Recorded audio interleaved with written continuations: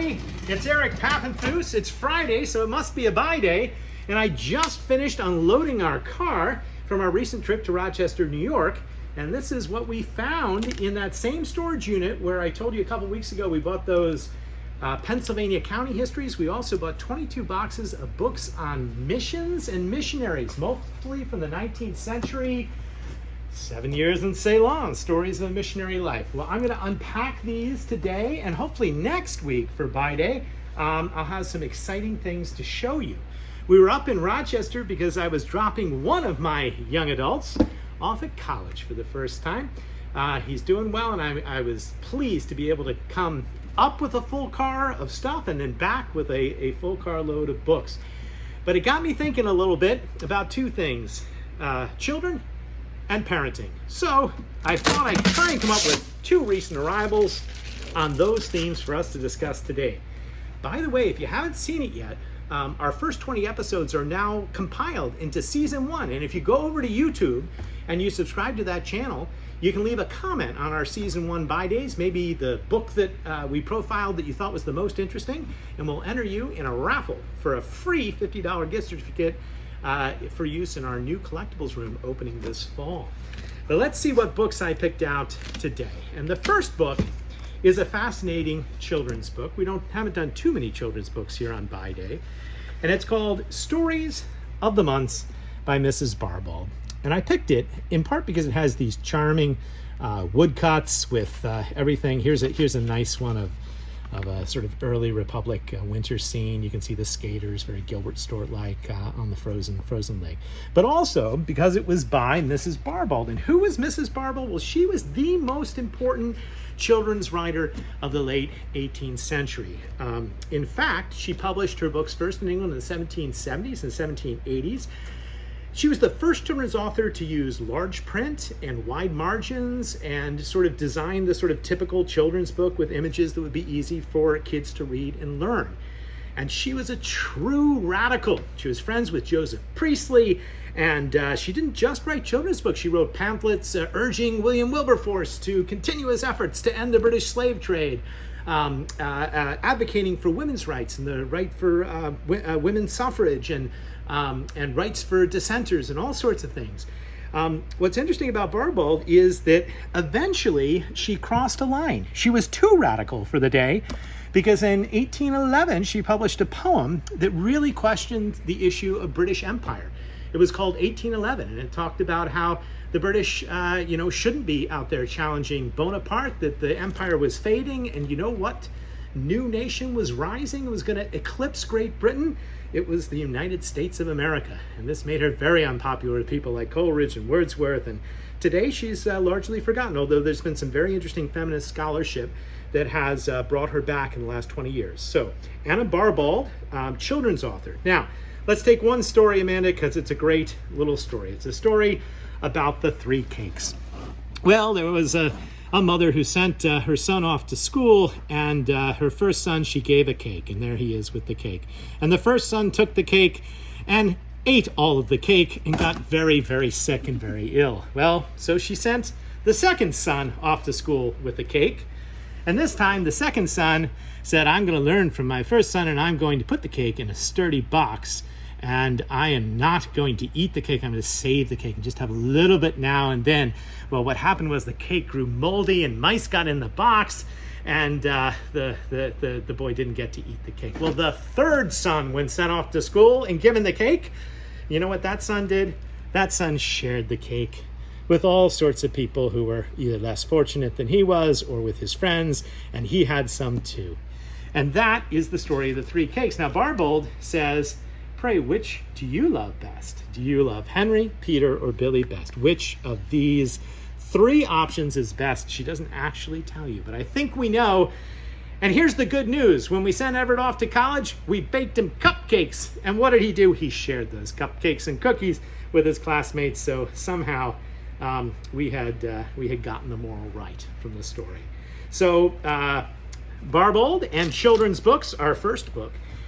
The second book, though, believe it or not, is by an even more radical writer, and that is a man by the name of Henry Wright. And look at this title. It's called Marriage and Parentage, or the Reproductive Element in Man as a Means to His Elevation and Happiness. So this was written by Henry Wright. Now, who was Henry Wright? He was a New Yorker. I told you we were up in upstate New York getting these books out of a storage unit and dropping our son off at Rochester. Well, he was a New Yorker, born and bred, and he was friends with Frederick Douglass. But guess what? Frederick Douglass found Wright too radical. Why was he too radical? Because he supported people like John Brown and armed rebellion in an effort to abolish slavery. He was also particularly radical because he believed in women's suffrage, and he also believed in the right of divorce. And there's a whole chapter in here about how women should be able to divorce their husbands, not just because of abuse, but even in instances where there just wasn't love in the marriage. A fascinating figure. When it came to parenting, Wright believed in always telling your children the truth. So there's a lot in here which is very radical, including how you should never tell a child if they ask, how was I created? Well, God made you, because God really didn't have anything to do with it, according to Wright. And what really happened was a biological story of reproduction. And he talks about it, and he talks about how gestation works and all of the above. But he says, if you don't tell your children the truth, this is what he says, from this false starting point, they are led on step by step into the dark, intricate ways of an infinite romance until they lose sight of the facts of their being and are prepared to receive as literal truth the most absurd and monstrous fictions. And that was the problem in the world. Too many people believing in absurd and monstrous things, not enough radicals. This was also a very radical book of the day because it talks a lot about the sexual element, and it is just a very honest understanding about marriage and parenting. Interesting, I told you Frederick Douglass thought he was too radical. You know who else thought he was too radical? Henry Thoreau. There's this great story where Wright goes to visit Thoreau, and just out of the gate he starts calling him Henry. And then when Thoreau starts to tell him about transcendentalism, he says, hey, I understand it. You don't need to tell me. And boy, did Thoreau not like that. So too much of a radical for those New England transcendentalists, a true radical for the day, and somebody who wrote a lot about marriage and parentage. There's his picture. Henry Wright, upstate New Yorker. All right, well, we're going to end this week with a funny book. Last week it was mimes, and I have to say, we heard loud and clear from the clowns that they were not pleased that we were giving all this credit to the mimes. Clowning, to them, is better because it's miming with voice. So the Clown Act on is very similar to Mime Time, talks about 200 routines, and I wanted to take you through one that was recommended to me by a clown called the Grand Opera. This is number 41A of the hundreds of routines in the book. We'll set the scene, Amanda. And scene, opera singer and clown, spotlights on each. Opera begins to be sung, and clown goes through contortions of agony. Clown shoots singer, who spits out the bullet. 2 more shots, 2 more billets spit out. Clown goes off stage and returns with a cannon. Singer runs for life. And scene. From the Clown Act Omnibus, another, I might say, rather violent story to end on. All right, well, next week we'll be back with more books on By Day Friday. Please check out our YouTube page, like and subscribe, and look forward to some missionary works in 1 week's time. Bye-bye. Hey everybody, it's Eric Papenfuse, and it's Friday, so it must be a buy day, and as promised, we're going to walk you through some of the amazing finds that we had in this storage unit near Rochester, New York. Let's get right to it. So as you know, we purchased 2 collections, and we're going to start with the collection of books on missions and missionaries. And by far, to me at least, the book that was the most interesting was this little book. And it is a biography of a gentleman named Henry Obakaya. Now, Henry was a Hawaiian, and he, at the young age, sometime in his early teens, was taken aboard an American military vessel and sailed all around the world with the crew, and eventually ended up in New Haven, Connecticut. He was found roaming around Yale University, by none other than Timothy Dwight. Now, you may remember Timothy Dwight because he is the conservative president of Yale University who published that sermon and essay on dueling about the dangers of dueling in the aftermath of Hamilton's death. It's the same Timothy Dwight. We discussed that on a few days back. He took Obadiah under his wing and basically taught him in a whole variety of different subjects, and eventually he became a Christian. And he was the first student at something called the New Missionary School. Now, at this period in American history, right in the same period of the War of 1812, there was this great missionary zeal. We're approaching the Second Great Awakening. And there was a desire among Dwight and many others in New England to train indigenous people to become missionaries for their own communities. Rather than just have Westerners being the ones carrying the message. When he was set, it's sort of a tragic story, because when he was set to go back to Hawaii and spread the message of the gospel, he translated the Hawaiian language, he created a new gospel translation, a new grammar. Well, he dies, and unfortunately, he never gets to go back to Hawaii. But just recently, within the past generation, his bones were reinterred in Hawaii and taken all the way back. And in Hawaii, his birthday is a holiday because he's considered the first Christian in Hawaii. So this is an example of what there were a lot of in the collection, a lot of biographies of 19th century missionaries. I also just wanted to highlight briefly the Judson women, because they were very important people in the 19th century. These are all biographies of the three Judsons. The most famous of which is Anne. They were all missionaries in Burma, and Anne is largely considered the first American missionary. We'll take this book because it's got her picture, to travel the world, and she translated the gospel into Burmese. She also translated various works into Thai, and they were fascinating women. And they are some of the most famous women of the 19th century, and they're mostly famous because they ended up sending reports back to the American Missionary Society in Connecticut and New England, and those reports were published in a whole series of journals. And if you look over here, Amanda, you can see we also got a run of the journal. It was called the Missionary Journal. This goes all the way back. I'm just going to take a random volume out for you. This is the yearly volume for 1812. And if you go to the index, it's the Missionary Magazine, you can read about Judson, and then you can go to Judson's Travels. And they became very famous for their writings, and this was an early source of accounts of missionary work throughout the world, throughout the globe. So we're lucky to get the journals, the magazines, and some of the 19th century biographies. We're going to be putting a lot of those on our eBay store, so if you're interested, check them out. The other collection that we got was a Pennsylvania county histories, all from the 1880s. And here are a few over here. You can get a sense of what they were. They're these big books. They all have that in common. Oftentimes they were folios. And I just wanted to take one to show you today. And this happens to be the history of Indiana County. Now, in the aftermath of the Civil War, there was a real attempt to reckon with American history. And a lot of people went to search for their own local history as a starting point. And each of the counties in Pennsylvania ended up publishing a history that was similar to this. They were big, they were Victorian, they were expensive, they were heavily illustrated. And if you look inside, you'll see these wonderful lithographs. Here's a lithograph of the thoroughbred race grounds in Indiana County. And here's another one, Amanda, of an early oil well, which is pretty cool.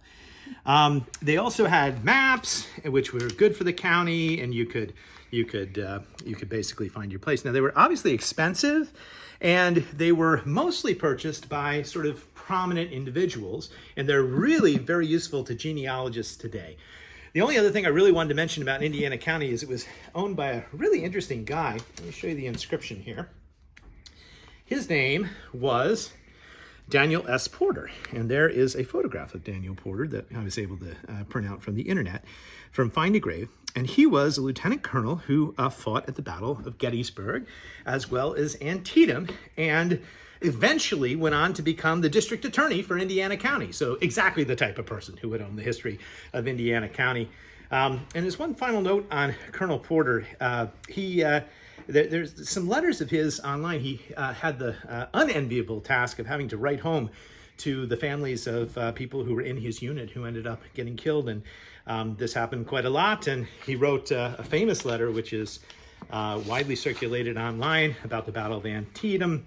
And he says, basically, when I looked around at that gallant line and the band that had followed me in that afternoon into that murderous fight, but 3 were left. So he had his work cut out for him, Mr. Porter. And we're also going to be putting these histories online. If you got a particular county you're interested in, let us know. Okay, finally, we're going to end this week with a funny book. This was a book I didn't know I needed until I actually saw it. And in the spirit of 19th century architecture, still around today, we're going to talk about The Vanishing American Outhouse. Who knew this book existed? Now, this is an amazing book because it chronicles great outhouses through history, including the first porta potty, which was this one here at the bottom, Amanda, which was actually used for migrant workers. That started the whole porta potty industry. And this one, which looks absolutely terrifying, this one's called Long Drop. Can you imagine using Long Drop? That was still around at the time of the publication. It actually teaches you how to build an outhouse, and it's filled with poetry and odes to outhouses, which apparently was a 19th century thing. So we're going to end this week with James Whitcomb Riley, the great poet, and his ode to an outhouse. Just one verse. But when the crust was on the snow, and the sullen skies were gray, in sooth the building was no place where one would wish to stay. We did our duties promptly. There one purpose swayed the mind. We tarried not, nor lingered long on what we left behind.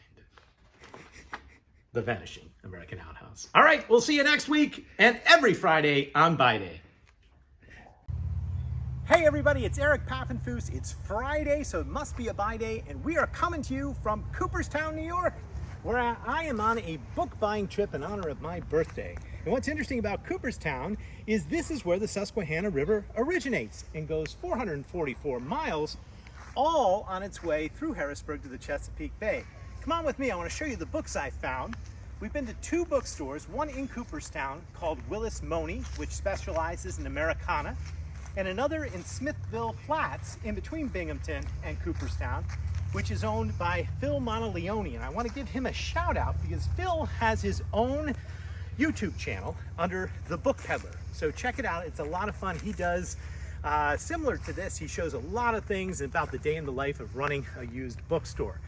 But since we're in Cooperstown, I kept finding Cooperstown imprints, and I want to start with those today. So let's get right to it and dig in to these exciting new arrivals. Now, in Cooperstown, first at the Book Peddler, we found a whole bunch of books that were published by H&E, Henry and Eli Finney. And this book is interesting because it was published in Otsego in 1811, which is the name of the lake behind us that feeds the Susquehanna River. And Otsego is what becomes Cooperstown in 1812. So this is one of the last books published before the name change to the village of Cooperstown. It was named after William Cooper, who was a judge and who happened to be the father of James Fenimore Cooper. What I like about this book by the Finneys is it is in a very early homemade dust jacket. Look at that, isn't that incredible? It's hand stitched, it's made out of leather, and it's probably the oldest dust jacket we have in our collection, and one of the oldest American dust jackets that I've seen, and I'm sure this dates to the time of the book's publication in 1811. But for the most part, the Finneys published standard fare books like this wonderful little history of America. You can come right in and zoom in. There, published in Cooperstown in 1842. Or some good frontier history like this really cool Life of Black Hawk, also published by Finney in 1842. Now, Henry Finney marries James Fenimore Cooper's daughter, and they also published Cooper. And perhaps the best book we found that was published in Cooperstown is a copy of James Fenimore Cooper's The American Democrat, also published by Finney, also published right here in Cooperstown, New York. Now, the Finneys are fascinating because they were the first publishers to invent the book boat. Now, you've heard about the bookmobile, and you've probably seen book carriages, but they had a book boat, which meant that they sold books all the way up and down the Erie Canal from Cooperstown all the way to Buffalo. stopping at various places and peddling their books. And the books, as we just saw, were pretty generic, simple books that were inexpensive. But I'd never heard of a book boat before, and it was done by the Finneys. I'll also note this book has a little bit of water damage, so maybe it got a little bit too close to the Erie Canal as somebody was buying it for just a small amount of money. The other interesting thing about the Finneys, and I learned this when researching them, is that they, in back of their printing press, had a cow pasture.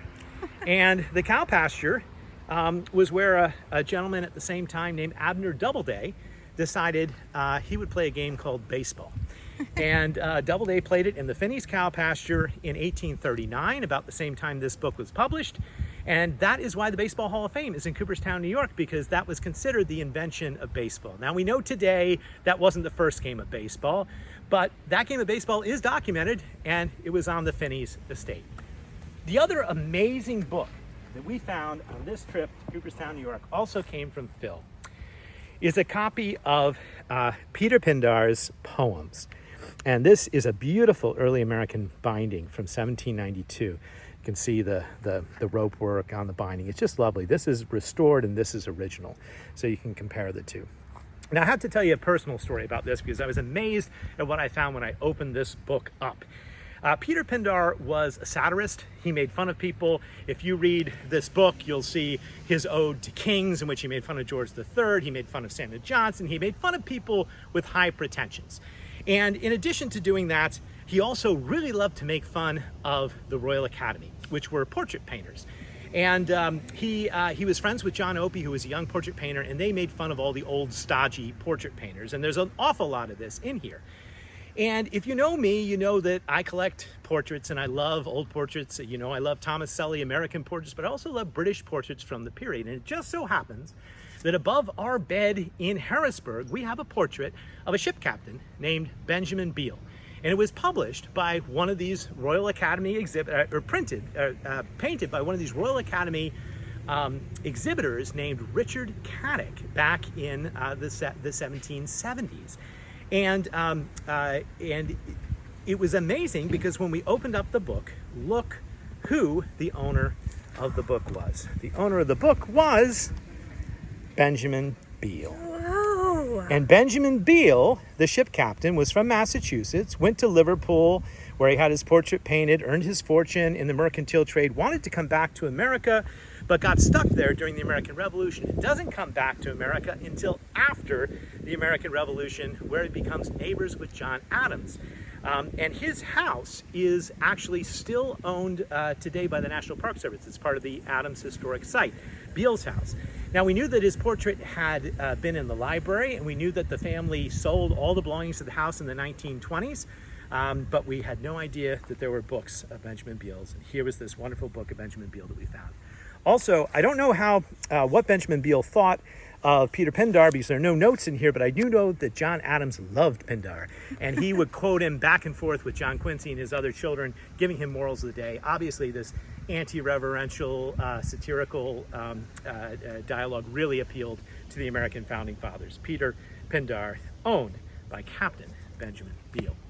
I want to end today with a really funny book, one that we also found very recently on our travels, and it's Chisenbop, The Finger Calculation Method. And I bet you didn't realize you needed an entire book just to explain how to count on your fingers, but you do.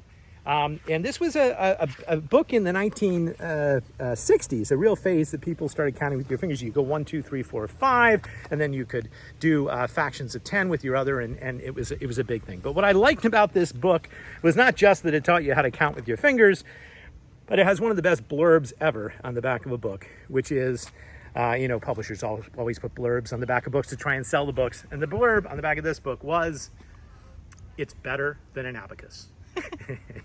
So that's our funny book for this week. We've had a lot of fun up here in Cooperstown, New York. I'll be back next Friday and every Friday with another edition of Buy Day.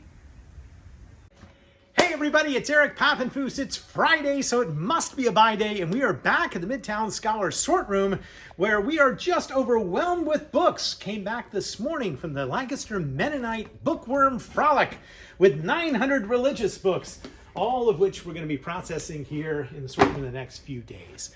But today I wanted to take you through a few more of the treasures that we found on our recent book picking trip to upstate New York. And today's theme is books which aren't really what they seem to be.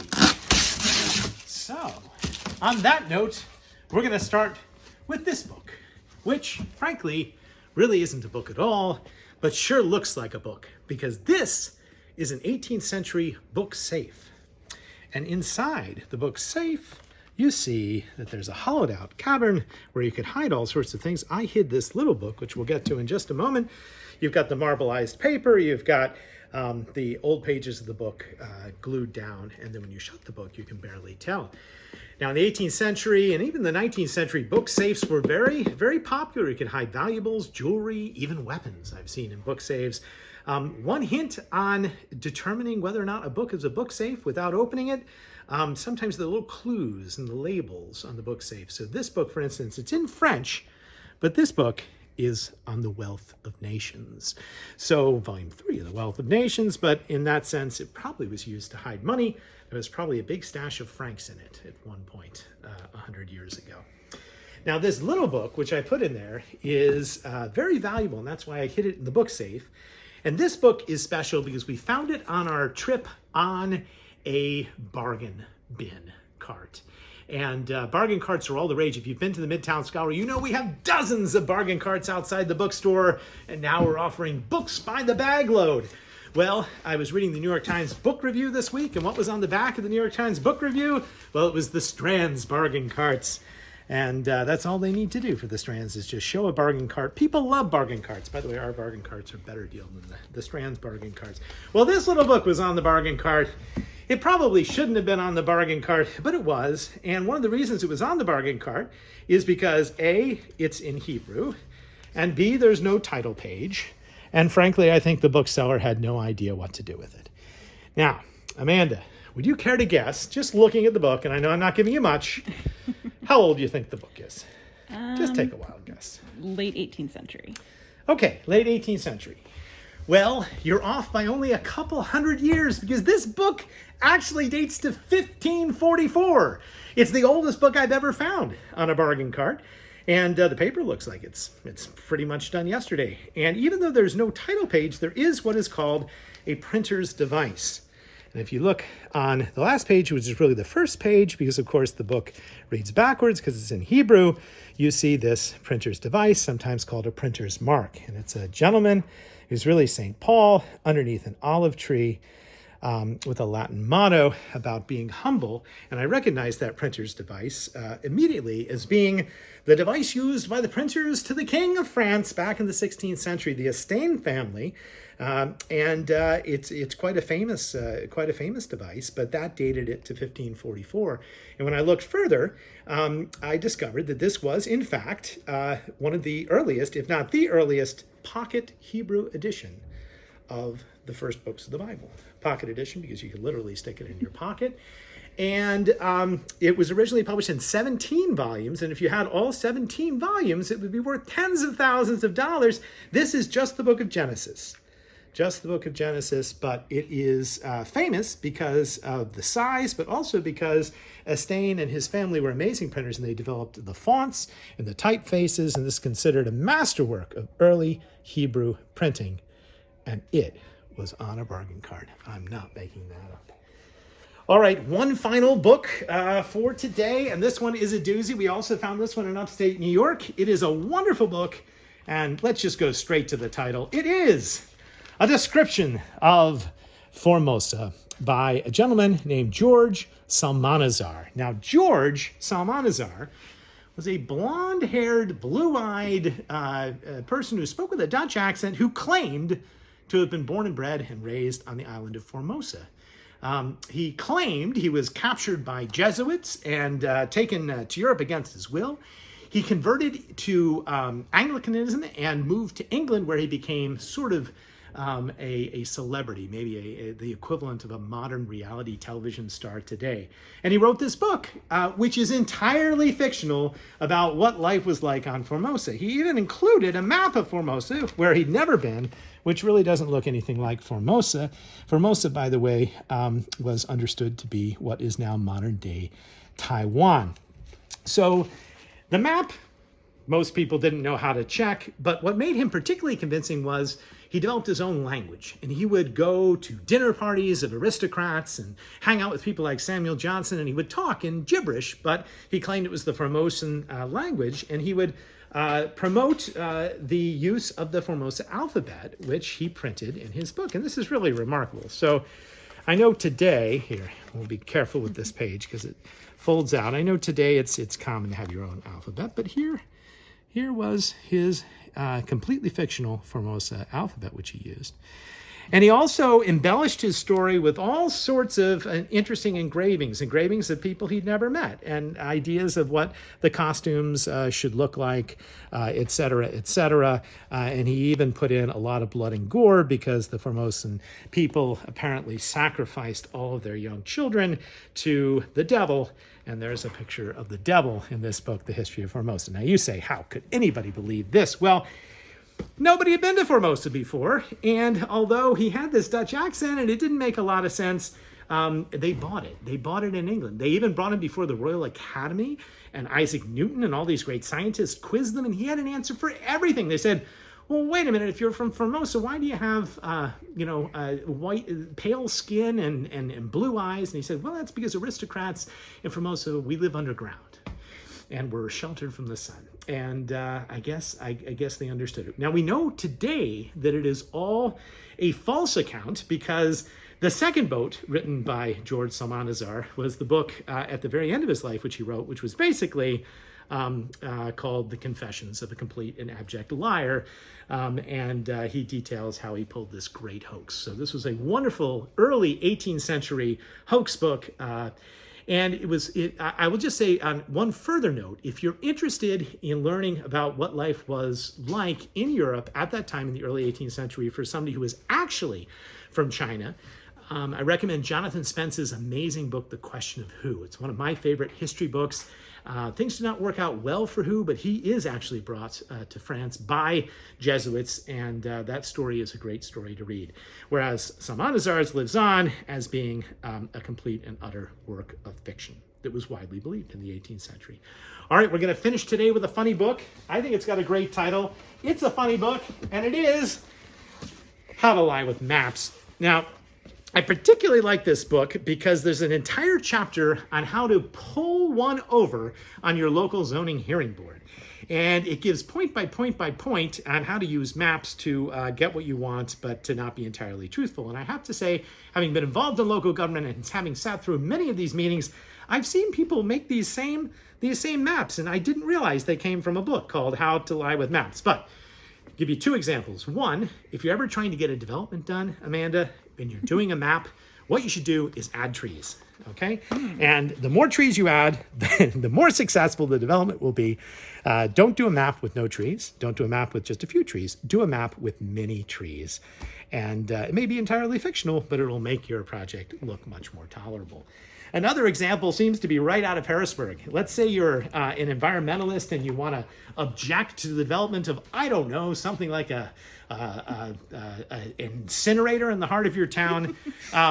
You can create a map, and you can have the map be to scale, but make sure you use sort of darker, sinister circles for the area closer to the project you're against, and have them, as they go out, become lighter and less sinister. That will be better. Anyhow, this entire book, How to Lie with Maps, contains point after point after point over how to pull the wool over someone's eyes. Very much like George did with his fictional map of Formosa. Well, that's it for another edition of Buy Day Friday. We will see you next week and every week, Fridays at noon, for adventures in the book trade. Until next week, I'm Eric Papenfuse saying thanks for watching, and I'll see you next time. Hey everybody, it's Eric Papenfuse. It's Friday, so it must be a buy day, and today we are back in the Midtown Scholar sort room where we are overrun with books. We just bought an amazing collection, Amanda, of books on African studies, 30 volumes plus, amazing things, older books, travel histories, more modern books, and even some ephemera. Look at what came out of one of the boxes. This is a sample ballot for the first elections in South Africa to feature Nelson Mandela. And that is a really, really cool piece of world history. And that'll be on the site soon. But today I wanted to talk a little bit about books with fascinating ownership history, or as we call it in the trade, provenance. Books that were owned by interesting people. And let's get right to it. We're going to start with a book that as a book is not that valuable. It is simply a nature study. It's only volume 2 by Saint-Pierre, who is a French naturalist. The book is full of plates. It's very interesting. It talks about the flora and fauna, especially of America. And it was a popular book. But what makes the book interesting, especially as an odd volume, is the signature in front. And if you look closely at the signature in front, I'll remove the original paper board.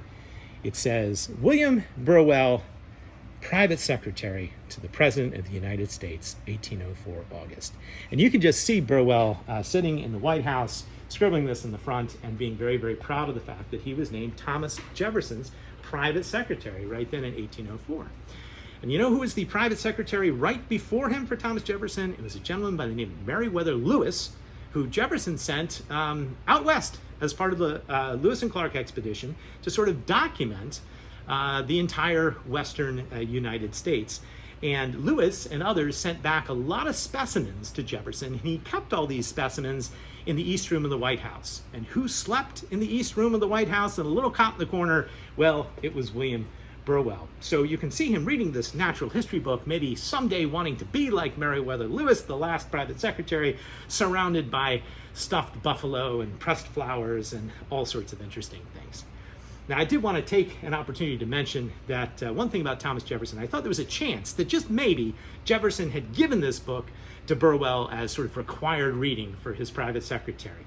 And I immediately went to what's called signature T in the book. And when books of an octavo format are made, you basically take a sheet of paper, you fold it over so it makes 8 sheets of paper, and then that becomes a gathering, and then those gatherings get sewn together to make a book. And each of those gatherings are labeled with a letter, A, B, C, D, and so on, so that the binder knows how to arrange them. And sometimes you get books in which the binder has had a little too much to drink, and he's arranged them all the wrong way. But Jefferson did something that was very secret in all of his books. He would go to gathering T, and he would put a little J after gathering T. So in this book, gathering T is here, where I marked it, at the bottom. And that's the little notation. So it goes A, B, C, all the way to T. And Jefferson, if it was his book, he would put a J there. And that's how you know it's a book from Thomas Jefferson's library. Now, Jefferson gave most of his books to the Library of Congress, but there are still some books out there in private hands, books that maybe he gave to his private secretary and others. Unfortunately, this book was not from Jefferson's library. If it was, that'd be really cool. But that is nonetheless how you identify a book from Thomas Jefferson's library. William Burwell, Jefferson's secretary. We go from that to another great book, which is a classic of natural history. And this was written by the Quaker William Bartram and is considered the great 18th century American travelogue of his journey all the way looking at the flora of Georgia and North and South Carolina. Now, Bartram's book's beautiful. You can see plates that are very similar to what we saw in the Saint-Pierre book. But what's interesting about this book to me, and the book itself is very interesting, but it's particularly interesting because of the inscription in the front of the book. And this is a very evocative description. It says, "The gift of Mr. John M. Kidd, master of the U.S. schooner Nonsuch, to James Leander Cathcart at sea, south side of Cuba, December 13th, 1818. So you can just see Captain Kidd here, a different Captain Kidd, but Captain Kidd giving this book to James Cathcart while out in Cuba. Is that the sea spray from the squall? We don't know. Now, this book is neat because Cathcart's fascinating and the USS Nonsuch is fascinating. Let me tell you about Cathcart first. Cathcart, and he's annotated this book. He's written a lot in this book. There's more in Cathcart's hand. Cathcart is famous for being captured by the Barbary pirates and spending over a dozen years in captivity in the 1790s. The U.S. was at the time at war with the Barbary pirates. There is, when Jefferson takes office, he quite famously says he's no longer going to pay any tribute to these pirates, which the Washington and Adams administration had been paying, and he's going to go to war with them. And there's a series of battles.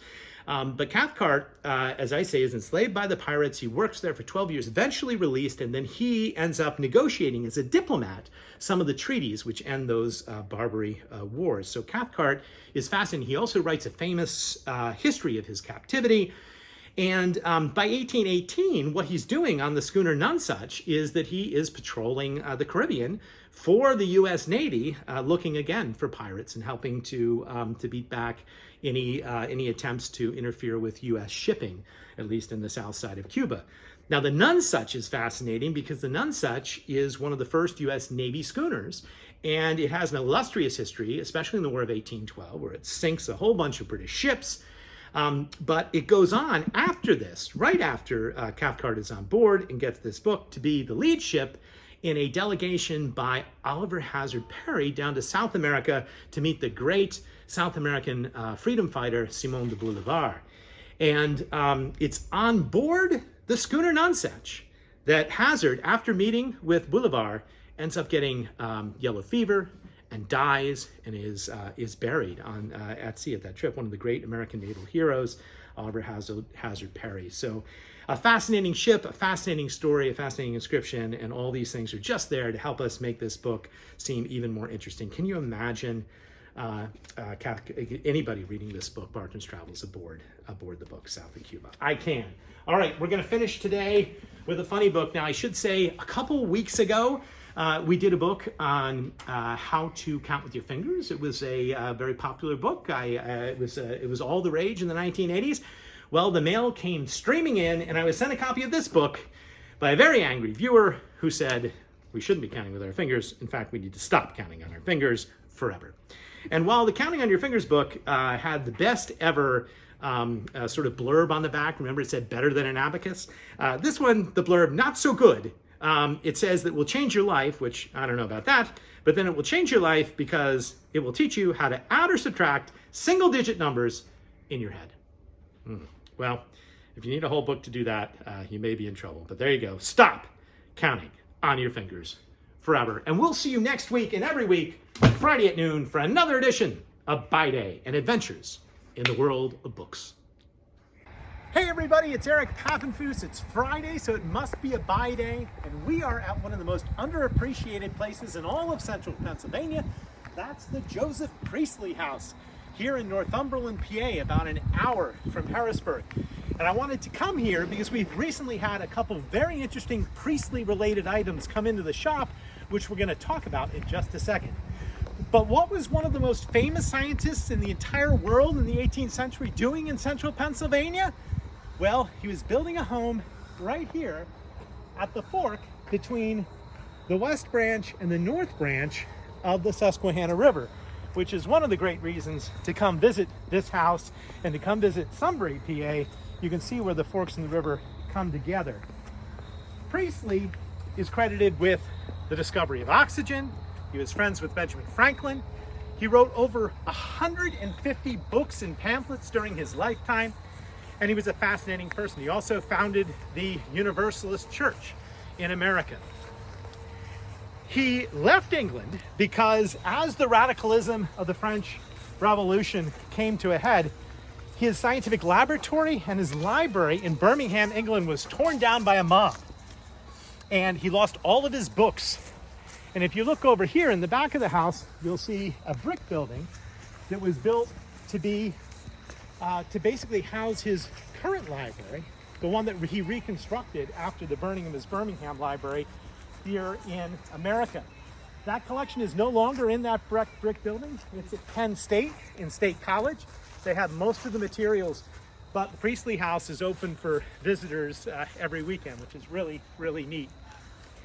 River, railroad, all run along the house now. And Priestley built this house and moved in about 1799. 1799 is, of course, the year George Washington dies. It's an important year. There's a quasi-war going on with France. There's all sorts of intrigue. And let's get right to the books. For one thing, we got a copy of his autobiography, which he wrote and started, and then his son, Joseph Priestley Jr., finished. And the autobiography talks about the building of this house because Joseph Priestley and his wife lived here. It talks about a moment in time when the Adams administration had just passed the Alien and Sedition Acts. And they had basically come after Priestley and a friend of his, Thomas Cooper, who was also living in this home, for what they perceived at the time to be sort of anti-Adams sentiment. And let me read you what was written here in the autobiography. And this is the voice of Joseph Priestley's son. About the year 1799, the Friends of Liberty in America were greatly alarmed. The consequence was that all the bigotry and party zeal of that violent period was employed to injure him, my father, and misrepresent his words and actions. He was represented as intriguing for offices for himself and his friend, Mr. Cooper, and as an enemy to the government, which they said protected him, while men who were themselves but newly naturalized or the immediate descendants of foreigners bestowed upon him the epithet of an alien, an epithet then used by government as a term of reproach, though the country was principally indebted to the capital, industry, and enterprise of foreigners for the many improvements then carrying on. Sound familiar, this anti-foreigner sentiment? Well, it swept up Priestley and it swept up his friend Cooper. Now, inside the house, there is an amazing laboratory, and that's where Cooper and Priestley conducted a lot of experiments. But there was also, at one point, a piano. And this is perhaps one of the more remarkable things we've ever found at a library sale. This is a copy of bound sheet music that was originally owned by Mary Cooper. Mary Cooper married Thomas Cooper's son, John, and was also living at this house at the same time. So from 1799 to 1800, you have the Coopers and the Priestleys cohabitating here. Now, Mary Cooper was an excellent pianist, and she, you can imagine this being the music that was played in this home and was wafting through the airs. And what's interesting is it really sort of supports Priestley's own contention that, in fact, he was very patriotic and was really just being used for political purposes one way or the other. For one thing, we had this amazing dirge for the death of George Washington. Remember, Washington dies in 1799. As far as I can tell, this is the only copy of this sheet music that I can find anywhere. It's very patriotic, and it talks about the death of Washington. In addition to that, we have a very interesting piece of music that was written by Robert Treat Paine called Rise Columbia. Now, if you look up at the title, you'll see he was going by Thomas Paine at that time, but that led to a lot of confusion. So later in life, he went back to Robert Treat Paine Jr. He is most famous for writing the first campaign song in American history. He wrote a song called Adams and Liberty, a pro-John Adams song. And this is a pro-John Adams song, Rise Columbia, as well. And you can hear them singing that, or this echoing through the house. If I may, it goes to the tune of Rule Britannia. Rise, Columbia, Columbia brave and free. Bless the globe and rule the sea. In addition to that, we go all the way up to about 1803, 1804, and that's when the music in this book stops with a song called Tars of Columbia, which talks about, again, Washington's genius, but it talks about the Barbary Wars. And you remember we were discussing Cathcart last week. Well, this is an ode to Somers and Decatur and Wadsworth and all the generals who were defending American freedom. Now, this doesn't really sound like an anti-patriotic person who should have been persecuted along with Thomas Cooper by the Alien and Sedition Acts. And it's amazing what you can learn from other types of sources, not just political works, but perhaps the domestic songs of a family and what they might mean. And so this came from the Jim Thorpe library sale this past week up in Jim Thorpe, PA. Again, another hour and a half or so from here. The Cooper family eventually marries with the Dimmock family, and the Dimmock family is the family that founds the library.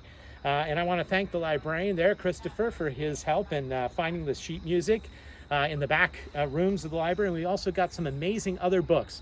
It was an incredible sale and well worth the time.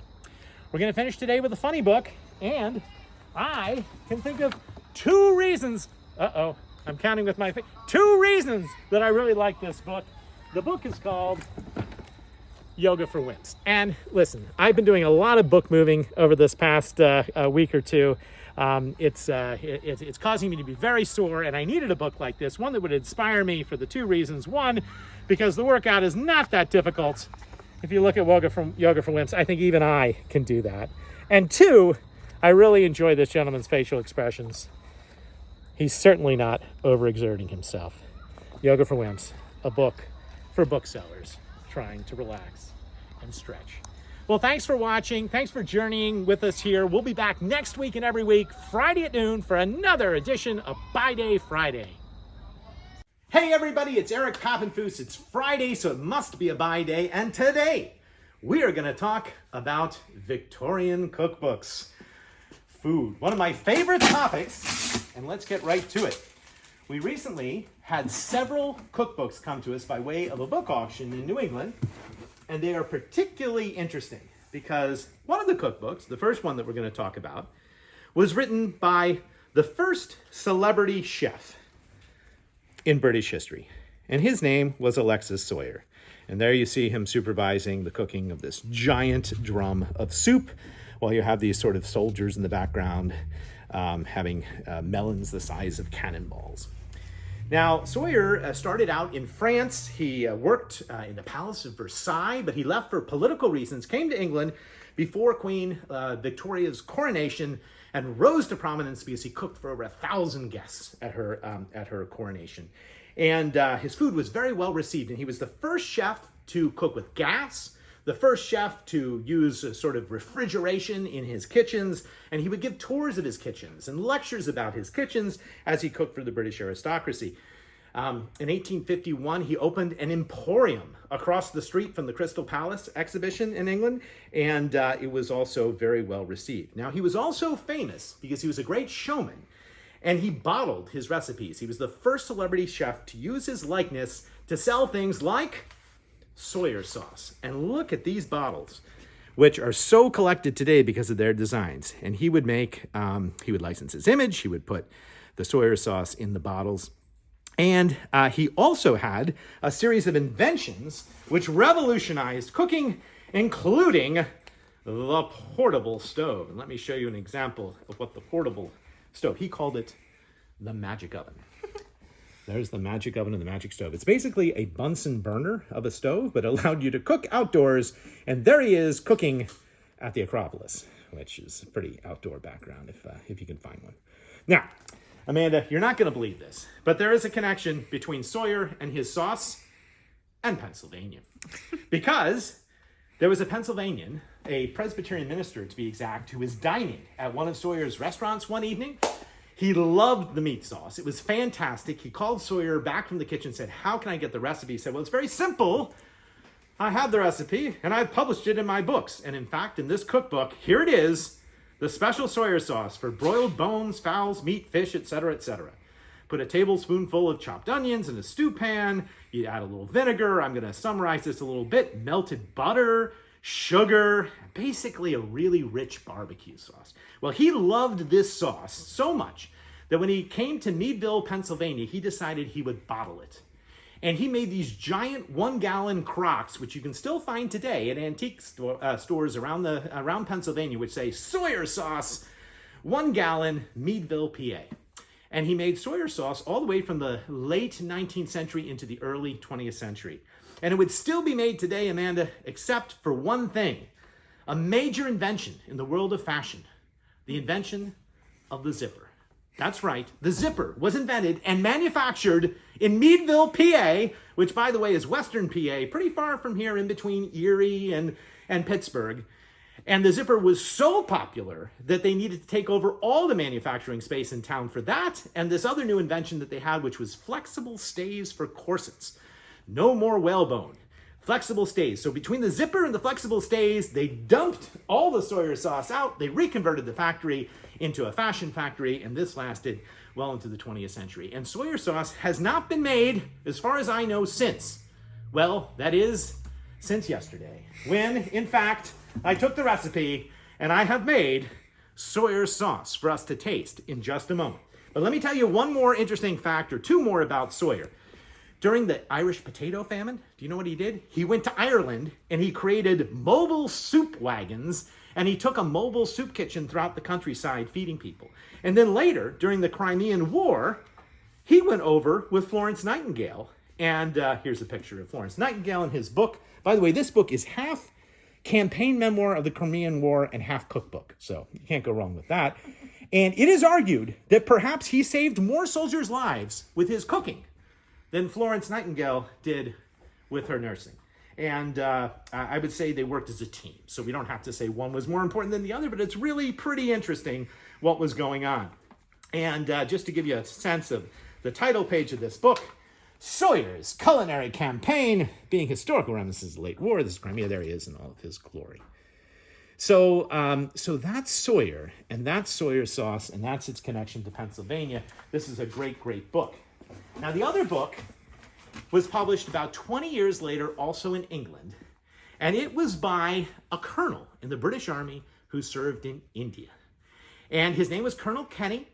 He also was a secretary for the sort of brigadier general who was over there. And he really didn't want to fight any battles. All he wanted to do was eat Anglo-Indian cuisine. And he just loved the spices. He loved the fresh vegetables. He loved everything about Indian food. And he realized that in Britain, up to that point, and maybe still to today in some households, they were cooking vegetables all wrong. They were just boiling the life out of the vegetables. They weren't doing anything right. And he decided that he was going to make vegetarianism, especially one of his causes. In one of his later cookbooks, this is a collection of newspaper articles about all the delicious Indian food he was discovering at the time. Here is his recipe for mulligatawny soup. Have you had that at an Indian restaurant, Amanda? Well, he argues that in attempting this, I'm anxious to address my observations to vegetarians, as well as to those who have no objection to eat meat, for I hope to be able to show that a very excellent mulligatawny can be made without any assistance from fish, flesh, or fowl. So it was really his recipes that popularized vegetarianism, and really good vegetarianism, and still Indian food today is a wonderful option if you are a vegetarian. And the other thing which he popularized in this very cookbook was chutney. And chutney became a staple, is still a staple to this day of Anglo-Indian cuisine.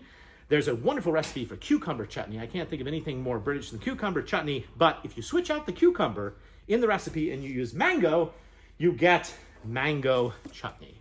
And that is the recipe that I have created. So, Amanda, we are going to try Sawyer sauce by Alexis Sawyer and mango chutney by Colonel Kenny.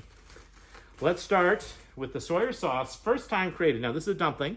You'll reach in, but we'll let the reaction show on me. Here we are, dip in the Sawyer sauce. It's gonna taste like a barbecue sauce because it's really rich sugar, brown sugar, little vinegar. Here we go. Not bad. All right. Hold your judgment for a moment. I want to hear the verdict in a minute. But now we're going to try the mango chutney. Okay. From the Anglo-Indian cookbook, also from the 18th century. Possibly this recipe not manufactured. There's a little cracker to go with it for another 100 years. It's like a palate cleanser after the first. And while you're thinking and about to give a verdict on which one you like the best, we're going to have a pun-off. Because apparently if you wrote a cookbook in Victorian England, you had to use puns in your preface. So these are the Sawyer puns. Ready? The author has dished up to the best of his ability, but he doesn't relish the critics. That's Sawyer's puns. All right, and this is Colonel Kenny's puns. They're a little more highfalutin, but nonetheless. Lo, the wings of my ambition, and the fruits of my labor, and I now must tender my best acknowledgments. All right. Sawyer or Kenny in terms of puns?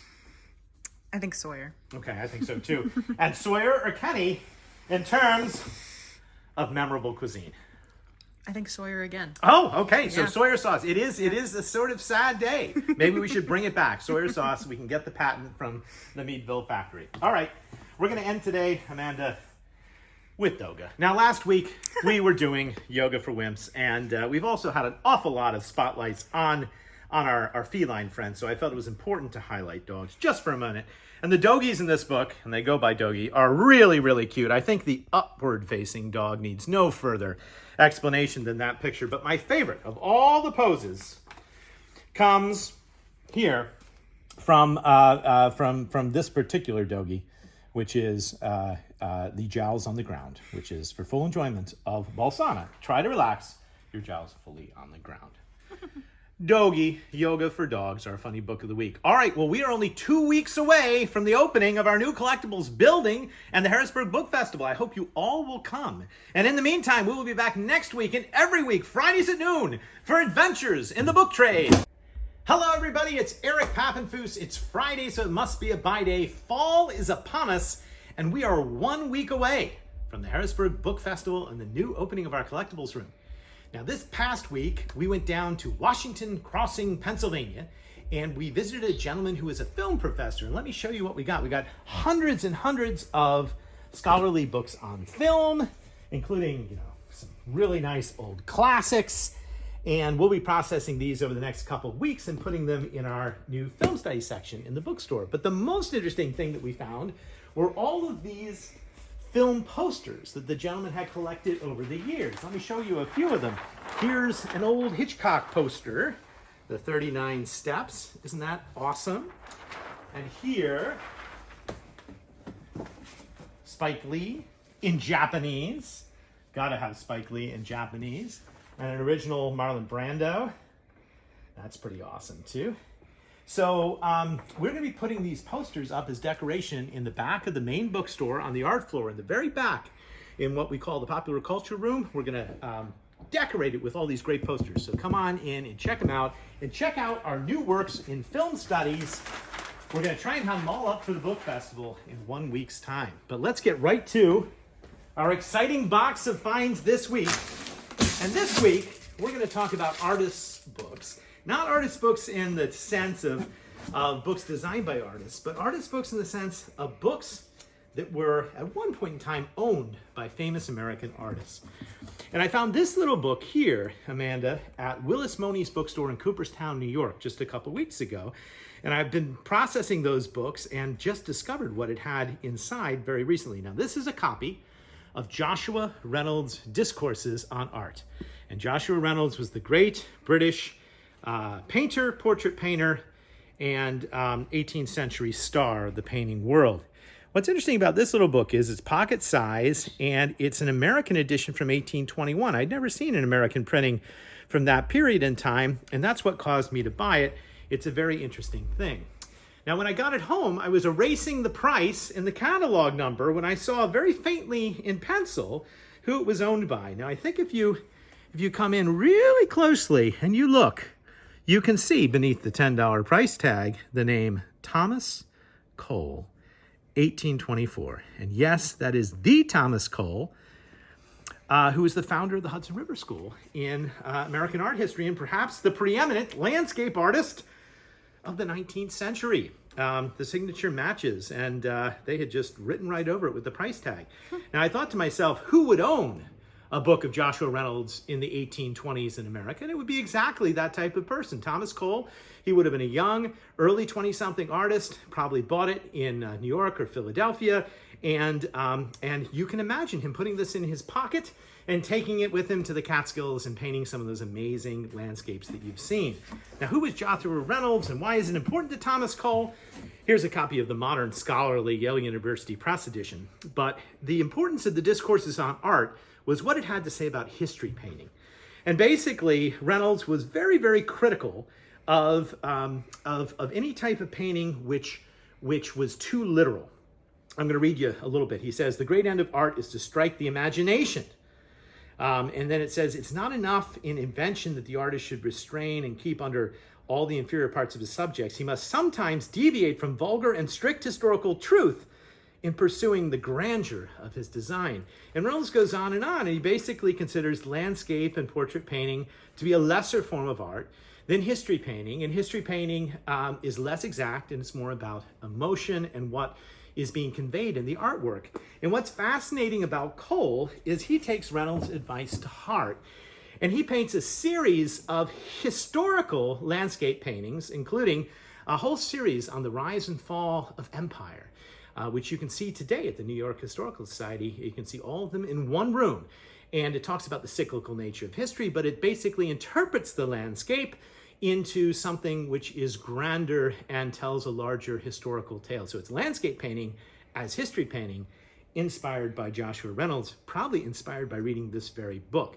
And Cole's probably the most famous American artist of the mid-19th century, which is really, really interesting. So there's a fascinating book. Now, the other book I have to show you is a book that we've had for a little while, but it was, it seemed like a good time to bring it out because of the way it relates to the larger question of books owned by artists. Now, it's 2 volumes, and the signature that we're looking at is in the front of this volume, which is volume 1, and I'm going to get it out for you. All right, now what this is an edition of Homer that was owned by Rembrandt Peale and is being given to him given by Rembrandt Peale, the artist, to John Lafarge, the artist. And it is actually a burlesque translation of Homer. Are you familiar with what a burlesque translation of Homer is, Amanda? Well, it is a somewhat bawdy 18th century style of telling a story. Come now, Miss Muse, but if a maid, then come, Miss Muse, and let me aid. And it talks in the preface, good people, would you know the reasons I write at this unlucky season when all the nation is so poor that few can keep above 1 whore, except the lawyers whose large fees maintain as many as they please. Well, that's the book, all right? And this was published in New York in 1809. And the only time that Rembrandt Peale and Lafarge are together in New York would have been the late 1850s. So this book would have been 50 years old when Rembrandt Peale gave it to Lafarge. Now, if you don't know Rembrandt Peale is most famous for his rather stoic paintings of George Washington. George Washington in an oval. That's Rembrandt Peale. He's the son of Charles Wilson Peale. If you don't know Lafarge, Lafarge is most famous for his stained glass work. He was a contemporary of Louis Comfort Tiffany's, and he did stained glass, and he's most famous for his beautiful religious Art Nouveau inspired. Neither of these, you would think, would read a burlesque take on Homer. And it's almost like Rembrandt Peale went out into a used bookstore at the time, found this, and gave it to Lafarge as a gift. So why would he do it? I told you for the Joshua Reynolds book, I realized right away, well, this is exactly the type of book that Thomas Cole would want. But this book is not the type of book that Rembrandt Peale would give to John Lafarge. But I have a theory, and I believe the theory, Amanda, is that they were commenting not on Homer from ancient times, but rather it's an inside joke about Winslow Homer, their friend Winslow Homer, who was also an artist in New York at the time. And in the late 1850s, Winslow Homer had just done an engraving of Rembrandt Peale. He was very close friends with Lafarge, and I think it is referring to Homer. Homer, and especially sexuality in Homer's paintings, is a relatively new theme. If you go see some of his great works like The Undertow or some of these others, you'll see these maidens being rescued by burly men, and you can see this at the Philadelphia Museum of Art and elsewhere. But I think that's what they're getting at, an inside joke between the two with their friend Homer. I just want to say one more thing about Lafarge. Lafarge is so interesting because he ends up training all of our female book designers that we're featuring in the new collectibles room. Sarah Whitman is trained by Lafarge. So is Alice Morse. And here's an example of a book by Alice Morse that we have in the new collectible room. And I think you can see that the design is very much influenced by stained glass.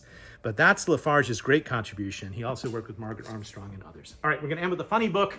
Amanda, it's almost Halloween, and I wanted to bring out this book because I know you're probably thinking about designing your costume. So we have epic cosplay costumes for Halloween. The only problem is these costumes are not epic.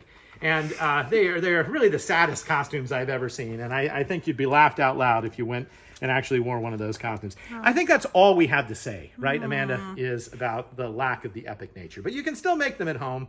I hope everybody's getting ready for an exciting Halloween season. We may have some surprise Halloween books next week as well. But remember, next week, Harrisburg Book Festival, opening of the new collectibles room. We'll see you there. Thanks for watching. I'm Eric, and see you next time. Hey everybody, it's Eric Papenfuse. It's Friday, so it must be a buy day, and we are here at the 10th annual Harrisburg Book Festival, celebrating all things having to do with books in our great city. And we just came from the annual tent sale across the way where I met Mary, one of our Instagram followers. And I figured, why don't we show folks what people can find in our tent among 20,000 books for only $3, $2, and $1. What'd you find? Yeah, it's pretty great. So I found the Boston Cooking School Cookbook, always a classic. Yeah, Fanny as Farmer, well right? as just about, Carl Sandburg, one of my favorites from North Carolina. Fantastic. A Longfellow, very classic with its sleeve. Original slipcase. Original. That makes it classy. And I think that everybody needs this. It's everybody's outdoor survival guide. Yeah, well, perfect. Why not? And I'm just going to tell an interesting story. A lot of the books have these stickers in them, Amanda, and that's because back in 2020, there was a library sale in State College, Pennsylvania that never happened. It was canceled due to COVID. And they sent feelers out and they said, would anybody like to buy all of the contents of our library sale? And Midtown Scholar, we bought all of the books, brought them to Harrisburg in 2 tractor trailers, and we've been using them to seed these sales that we do twice a year. So our prices are even better because this book is only going to be $1. But thank you, Mary. Thanks for sharing those books with us today. Yeah. I appreciate it. I'm going to go back to All the right. sale. And now I'm going to take you all to the new collectibles building, which just opened today, Friday. Come on. So exciting about this is we've been in business for 20 years and we're finally culminating a vision of a sort of street row of books here by opening yet a 3rd building right here at 1306 North 3rd. If you look to the side. Come on in. Now, this is only going to be open on Fridays and Saturdays, but it is filled with collectible books. Wonderful old books, a lot of ephemera as well, and I am just so excited that we're able to do it. Let's get right to it. We're going to start by unboxing today's find, and very much in the festival theme, we're going to talk about books related to Oktoberfest and brewing. And this is a great book that just came in. It came in from our friends, the booksellers in Cooperstown, New York. I just processed it. It's called The London and Country Brewer. And if you look closely at the many parts, it's got chock full of information on how to bottle your brews, make your brews, you name it. But it also includes a philosophical account of brewing strong October beer. And do you know why they brewed beer? This is an 18th century book, but why they brewed beer in October? This actually predates Oktoberfest, which doesn't start until the Napoleonic era. You have a guess why October, Amanda? I don't know. Well, it was a combination of things. Both the fact that it was the end of the growing season, so they had the grain was harvested, but also because they took an entire year to ferment the beer. So in order to make beer, you need 4 things. You need water, you need a starch source, you need hops, and you need yeast. And you put those together and you ferment the beer, and you can do the beer over a very, very long period of time. In fact, I'll read to you a little bit from this. This done, you must wait for the finishing of the fermentation, then put a stop in it and let it stand till the spring. For brewing ought to be done in the month of October so that it may have time to settle and digest all winter season. And then in the spring you may unstop your vent hole and thereby see whether your drink doth ferment or not. A great 18th century way of saying it. And then you continue it all the way through until next September. And that's when the beer is ready to go. One of the interesting things I learned in this book about brewing is that they had some very unique ways of keeping the beer well preserved in the 18th century. And Amanda, I thought it'd be fun to give you a quiz. There are 5 things that you could add to beer in the 18th century to keep it well preserved. These are your choices. You could add salt, stone powder, egg whites, crab claws, or oyster shells. Once again, of those 5 choices, salt, stone powder, egg whites, crab claws, or oyster shells, which do you think does the best if you put it in the beer right before you bottle it to help preserve its length? I'm gonna guess salt. Well, I'm afraid salt is not the best answer. Salt, unfortunately, really has a tendency to retard fermentation, and it also can get the beer tasting too salty. So they don't recommend salt. Would you care to guess again? Oyster shells? Oyster shells is an excellent guess. Also incorrect, because the problem with oyster shells is you can't always get the best ones, and you really have to beat off the brown part and just use the white part of the oyster shells if you want the beer to preserve. And it's not egg whites either, because they tend to dissolve over time, and stone powder will give it a little bit too much of a lime, earthy. It's crab claws. If you put some crab claws in the bottom, the crab claws are the best way of preserving beer in the 18th century. And this book is just filled with all sorts of amazing hints for the home brewer. Now, this book is also interesting because this book was published in America, the next generation after that book. And it is a book which is called Valuable Secrets of Arts and Trades, adapted for the United States of America. And what it is an entire book of trade secrets being stolen from other countries and applied to American manufacturers, or in this case, brewers. So if you want to be an artist, it teaches you how to mix paints, and if an engraver, it teaches you how to create dyes or do engravings. If you want to be a brewer, it teaches you everything that you need to know that would come from this brewing book, although it disagrees on one fundamental point. Because in the back of this book, I found it fascinating, and here it shows you they also have the complete family brewing. And by the way, brewing ale was good for the frugality of Americans and was considered something that every family should do. But you know what? You shouldn't do it in the month of October. They are completely against October brewing. Why? Because it's all about the water. If you brew your beer in October, according to the Trade Secrets book, it has the chance to be contaminated by snow, and you don't want snow to contaminate your water. It's much better, believe it or not. Snow water will take near 1/5 more malt to make the beer good. If you have river water or a pond that has a bottom that's not overly muddy, that's much better. So October sometimes sees its first snows. It's too late to brew the beer. They suggest brewing it sooner, and that is a great, great trade secret. Well, in honor of Festival Week, I figured we'd talk about Oktoberfest and brewing. But now we've got a funny book, and it is very much in keeping with Halloween and the holidays. That's right, Extreme Pumpkins 2. And they needed Extreme Pumpkins 2, I have to say, because the pumpkins in Extreme Pumpkins 1 were far too extreme for anyone to actually do at home. So when they issued Extreme Pumpkins 2, there are actually some pumpkins that I think we could see ourselves creating. Like that one doesn't look too difficult, right? And I think that is your sort of perfect alien pumpkin. But let me tell you, Extreme Pumpkins 1, there is no way you're doing any of the recipes in Extreme Pumpkins 1. And they have perhaps the most disgusting pumpkin suggestion that I've ever seen in a book of pumpkins. And I think you will agree, you've never seen anybody have a pumpkin burger on their front porch. And while I really like the use of the pumpkin seeds as sesame seeds on the top of the bun, I do not recommend grilling ground sirloin and actually putting it on your pumpkin on your front porch. I think that's going to cause a lot more problems with the neighbors' dogs and everything else than it's worth. But nonetheless, the burger pumpkin, such a bad idea that they needed yet a second book with better pumpkins. Happy Halloween, everybody. We'll see you next week for our final pre-Halloween book selection. I hope you can come out to the book festival. This building's open Fridays and Saturdays. The festival is running through Sunday. All the books, 20,000, that 10 across the street, $3 or less. You can't beat it. Come visit us for our 10th annual Harrisburg Book Festival. What? Hey everybody, it's Eric Papenfuse. It's Friday, so it must be a buy day. And today we have a special Halloween-themed buy day, because we're going to do books on magic that have just recently come into the bookstore. Let's get started.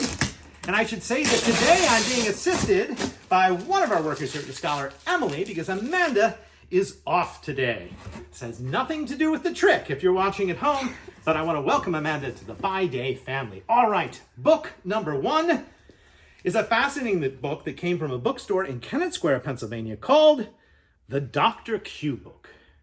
And it was written in the early 20th century by a famous mentalist called Alexander. And the great Alexander went with the moniker, The Man Who Knows.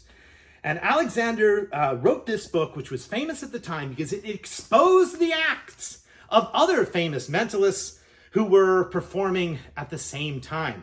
Alexander earned over $1 million doing his act up and down the coast of America, but there was a famous husband and wife team called the Zanzigs that went throughout Europe, and they were mentalists as well, and Alexander was jealous, so he exposed their code in this book, the Dr. Q book. Never before been done before. Now, the Zanzigs are famous, Emily, because they fooled, among other people, the great Sir Arthur Conan Doyle. And it is a question of great literary interest that Arthur Conan Doyle, the man who invented the rational character of Sherlock Holmes, well, he believed in ghosts, he believes in fairies, he believed in the supernatural, and he went around authenticating actual acts of spiritualism. And he was fooled by the Zanzigs, but Alexander wasn't. So I think the best way to show you the power of the Dr. Q book is to do an actual trick of the Zanzigs, which is to guess a number. So Emily, I'm going to send you into the back room here to find one of our employees, ask them to guess a number between 1 and 100, and then you're going to come back to me and I will use my powers of mental telepathy to guess what that number is. Got it? All right, let's do it. Here we go. I'm making my way over to our assistant, Mitzi. Hello. Hello. I need you to guess a number between 1 and 100. 1 and 100. Nothing up my sleeves. No collusion occurred. Something's coming to me.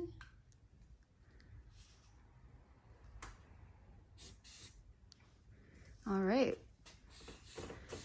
We have a number. Okay, now I will go back to Eric. Thank you, Mitzi, for your participation. I'm feeling good about this. That is the amazing good. Eric will do this, I know. All right. Will Eric give the correct number? Let's see. All right, Emily. I was able to sort of visualize this, I think. Mitzi, confirming again, no collusion, correct? No collusion. No collusion. None whatsoever. The great Alexander inspires me to guess 79. That's the number! Whoa! All right. Now, listen. Oh my. If you want to know how we did that trick, you're going to have to buy the Dr. Q book because we're not going to tell you. However, if you'd like to guess how we did that trick in the spirit of Halloween, why don't you leave your comments as to how we did that trick in our YouTube comments, and I'll read them and let you know if you were correct. All right, so that is a cool 20th century book of magic. We're going to also do a 19th century book of magic, Emily, and this one, I have to say, is really, really neat. Now, I bought this just last week at an auction as the memoirs of the Empress Josephine. Now, Josephine was, of course, married to Napoleon. Doesn't seem like that controversial or anything having to do with magic. But when I got the book home and opened up the book, it wasn't a normal biography of Josephine, because you started to look at the illustrations in this book, and look at what I found, Emily. Well, that is Josephine's palm. Now, what is that doing in her biography? Well, it is because this biography wasn't written by just anyone. This biography was written by Mademoiselle Lenormand, who was a great cartomancer of the early 19th century. She met Josephine when they were both imprisoned during the Reign of Terror. And she told Josephine at that time that her husband was going to be beheaded, but that she was going to live, and she would later remarry a strong general. And she sure did, because she eventually remarried Napoleon. And when she remarried Napoleon, she kept up a lifelong friendship with the Mademoiselle, who read her fortune at various times. And it just so happens that it could be said that the entire course of European history in the early 19th century was determined at the card table of Mademoiselle Lenormand. Now, what makes this book even more interesting, and not a standard biography, is that the Mademoiselle was also a bookseller. And she increased the value of the book by signing all of her copies of this book. And so there is an original signature of Mademoiselle Lenormand. Pretty awesome, isn't it? Now, Yes. Today, Mademoiselle Lenormand is still known because she originated Lenormand cards. And if you go online and you Google these, you will see that these cards are based on the original design that the Mademoiselle used in the early 19th century. The very design that she unfortunately used to predict Napoleon's exile and punishment, which landed her in jail for yet a second time, but we won't get into that. I will say that I asked right before this show, I asked these cards, would this be a good and informative buy day? And boy, did I get a message from Mademoiselle Lenormand. I was told that the buy day would be cutting and informative and filled with all sorts of fantastic information. So, this is what we are going to do as a grand finale here. We're not going to do the grand tableau. We're going to do a 3-card reading. Emily, I want you to think of a question that maybe has a yes or no answer. It should be a question that you don't mind me answering in front of thousands of people on social media. And don't be Napoleon and ask me if you're going to win at the Battle of Waterloo, because if the answer is no, you will not be happy. So ask a question that you don't mind the answer to, one way or the other. First of all, reach out with one hand and cut the deck. Just cut it. Cut it into 2. Okay, hard to do with one. Okay, is that good? All right, we have a cut deck. Now, I'm going to give you 3 cards. They go in chronological order. The first card, second, and third cards tell a narrative. It's the third card which will determine generally whether it is a positive affirmative answer to your question, a yes or a no. Are you ready? Emily, Yes. ask me a question. Okay, I am new to the area. I want to know if I will have any trick-or-treaters that will dress up as witches this year. Oh, will you have any witches come to your home for Halloween? All right, card number 1. It is birds, and birds are representative of a journey. There should be Halloween people journeying to your door. The second, however, is clouds, which means that it is not clear. It could be that you have a smoke machine at your house, but it could also be that it is not clear whether or not there will be a witch. We need greater affirmation.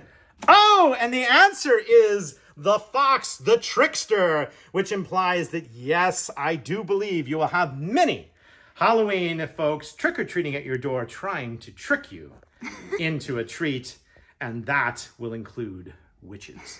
Lenormand cards, you can still buy these online. They're still practiced today. People believe in it, and we have an original book published and signed by her. All right, we're going to finish today, Emily, with a funny book. I know you're sort of into vampires, so I picked How to Get a Date with a Vampire. And this is a wonderful book. As the back of the book says, why do we love vampires? Well, they're hopelessly romantic, devastatingly sexy, and passionately sincere, but best of all, they know how to make a commitment. And one of the things I like about this book is it will help you identify if your date is a vampire. And here are some interesting hints, which I think are important. Does he always want to pick the wine? I thought that's funny. Does he tend to disappear right before there is a group picture or photo? And does he avoid meals in which he knows many of the dishes will be flavored with garlic? Well, those are just some clues in how to determine if you are in fact dating a vampire, but they make committed partners. Well, thanks for watching. We'll be back next week and every week on Friday for another edition of Buy Day with adventures in the world of books. Happy Halloween. Hey everybody, it's Eric Papenfuse. It's Friday, so it must be a buy day, and today we're going to talk about things that we've found inside books. Very specifically, we've had 2 books come in recent days that have had manuscript letters tucked away inside. Hidden gems from the Victorian period.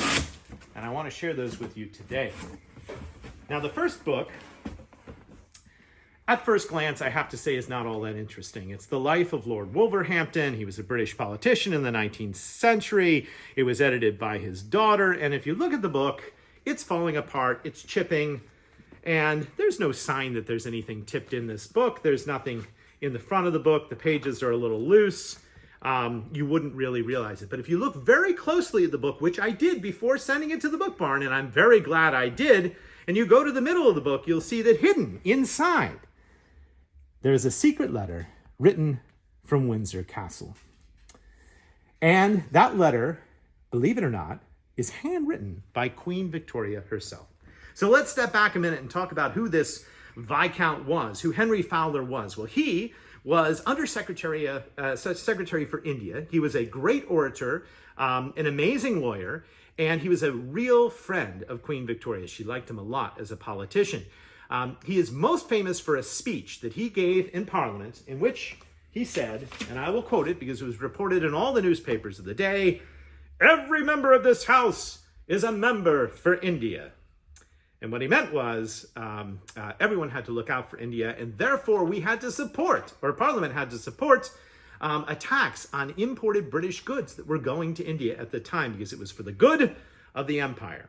A little bit of paternalism in there and a little bit of imperialism, but certainly an interesting statement. Every member of this House is a member for India.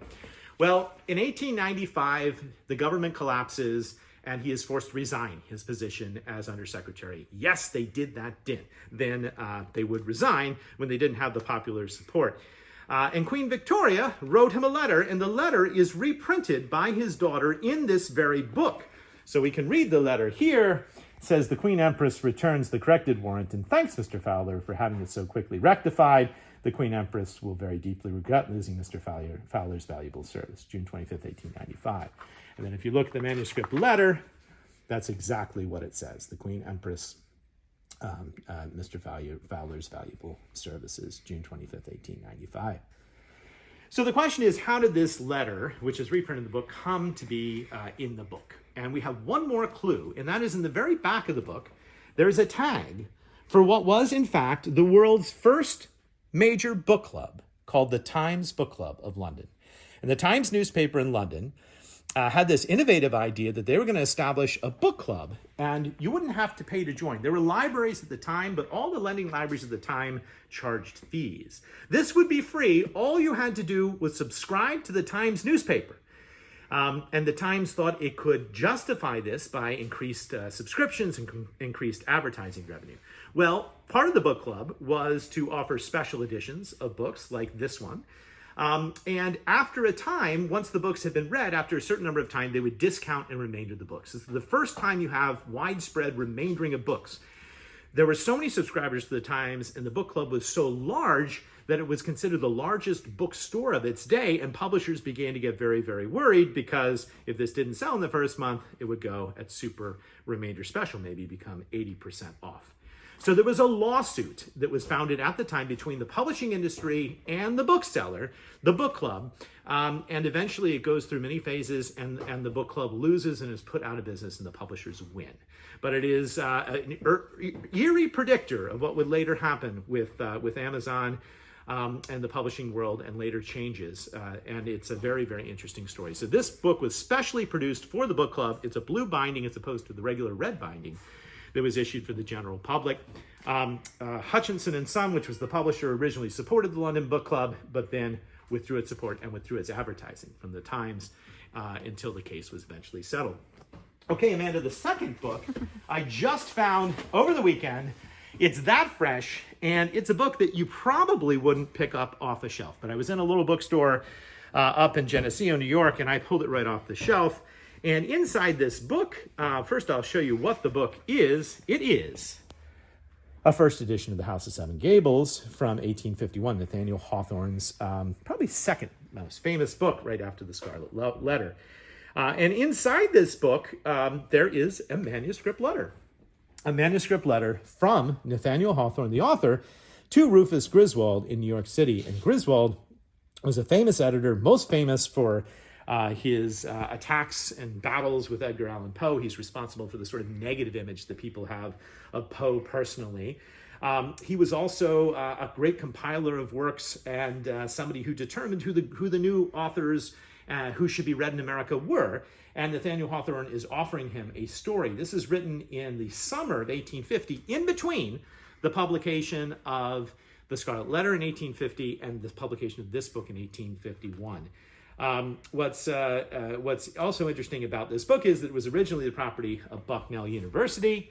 They apparently ended up putting it in the locked section, but eventually discarding the book maybe in the 80s or 90s when it was bought by this other bookseller. I will note that the book was never checked out, Amanda. There's nobody that ever checked out the book or had a chance to appreciate the fact that it had this manuscript letter. So now the question is, how did that letter get in the book? And there's one more clue, because not tipped in, but in the back of the book is a letter that was written in the early 20th century, about 1910, from a great stage actress to a gentleman by the name of Russell Greeley. And the actress is writing from the Hotel Netherland in New York City, thanking Greeley for the nice reviews about her play. There's her signature, Miss Julia Marlowe. She's probably the most famous Shakespearean actress of the time. Greeley has said that he thinks the play is going to be a hit. She's not so sure. The play does turn out to be a hit. And it is mailed to Beacon Street in Boston, Beacon Hill. Now, Greeley is the grandson of Horace Greeley, who ran the New York newspaper, the New York Tribune at the time, and was friends with Rufus Griswold. So it only stands to reason that the letter went from Griswold to Greeley, descended to his grandson, who eventually tipped it in this book and held on to the book. Now, Greeley is interesting because he ends up leaving America and going to Paris, where he hangs out with Man Ray and Pablo Picasso in a sort of artist colony in a chateau. And he's known today largely for one thing, and that is a photograph of him by the great artist Man Ray, who thought that Greeley's hands were fascinating. So he took this famous picture of Greeley's hands. All right, Amanda, I'm going to ask you a question. Which of those two letters do you think is actually more valuable? Is it the Queen Victoria letter, or is it the Nathaniel Hawthorne letter? And let me say, by value, I mean monetary value, not historical value. I'm going to say Nathaniel Hawthorne. Okay, well, you are correct. Congratulations. And you are correct because Nathaniel Hawthorne letters apparently are very, very scarce. They don't enter the market very often, whereas it stands to reason Queen Victoria wrote a lot of letters, and they are relatively common on the marketplace, although one with good content and on letterhead is a pretty neat find in and of itself. Okay, we're going to end today with a funny book. This is a book that I pulled out of our very own tent sale just 2 weeks ago because I thought it was perhaps the most questionable cookbook I'd ever seen, and you needed to see it here on Buy Day, and that is The Barf Diet. And before you say, oh, this is a comedy book, no, it's not a comedy book. It's a very real book. BARF stands for Biologically Appropriate Raw Foods, and it's a book about how to slowly but surely change your diet from one of prepared foods and cooked foods to raw and whole foods. And not only can you enjoy such a diet, but your pet can too. The Barf Diet, I don't recommend it, but nonetheless, this book is available for your perusal at Midtown Scholar. Well, thanks for watching. We had another great Buy Day today. I'll be back next Friday and every Friday with Buy Day and adventures in the book trade right here in Harrisburg, Pennsylvania. Hey everybody, it's Eric Papenfuse, and it's a beautiful fall Friday, so it must be a Buy Day. And today we are in downtown Harrisburg to talk about mulberry trees. Why mulberry trees? Well, because a fascinating book came into Midtown Scholar this past week about mulberry trees, and it got me thinking about how Harrisburg's own history is entwined with that of a very famous mulberry tree. Because it was here at this spot, supposedly in 1733, that the founder of Harrisburg, John Harris, was tied to a mulberry tree. Now, he operated a ferry that went back and forth across the Susquehanna River. And if you look over there, would have been about where that railroad bridge is now. And his son, John Harris Jr., built the house behind us there, which is the John Harris Mansion. But back in 1733, 1733, he was approached by Native Americans who didn't like what he was doing, supposedly tied him to this mulberry tree and were about to burn him alive when he was saved at the last minute. Now, this story is entirely fictional. And we know it's entirely fictional because it wasn't told till 100 years later, in the 1820s and the 1830s, at a time in American history where we were having what was called the mulberry craze. And yes, there was a mulberry craze in American history, where everybody who was anybody wanted to plant and import mulberry trees. And this particular genus of mulberry tree didn't even exist in Pennsylvania back in 1733. So let's get right to our book. And before we do that, though, I will show you some pictures. This story was so popular in Harrisburg's history that during the Victorian period, there were stereoview cards all made of the stump of the mulberry tree to which John Harris was supposedly tied. There's somebody at the gates of these very gates looking at the tree. These cards date from the 1860s and 1870s. There's the mansion in the background. There's the stump, and there's a sign on the stump. By the way, Amanda, we sell stereo views like these in the new George's Collectible Room, starting as low as $3. Original photos from the Victorian period. So check out our new collectibles room, now open Fridays and Saturdays, 10 to 6. All right, on to the mulberry craze. So in the 1820s, a number of people got the great idea that they were going to import mulberry trees to the United States, and this was going to be the next great thing that was going to earn them all sorts of money. Why mulberry trees? Because mulberry trees were the favorite of the silkworm. And the silkworm would eat on the leaves and use those leaves to produce more and more silk. Here's an actual mulberry tree leaf. Here's some nice hand-colored lithographs from the book, and this is about the mulberry tree craze. Here, in the back of the book, you can see the silkworm, which used to feed on the mulberry trees.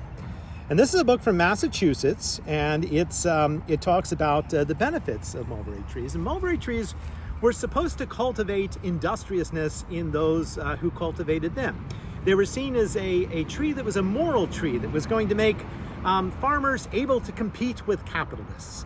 And therefore, the symbolism of having John Harris associated with a mulberry tree was a symbolism of saying that he was essentially a moral person, very similar to the story of, say, George Washington and his cherry tree. Well, we have John Harris and his mulberry tree.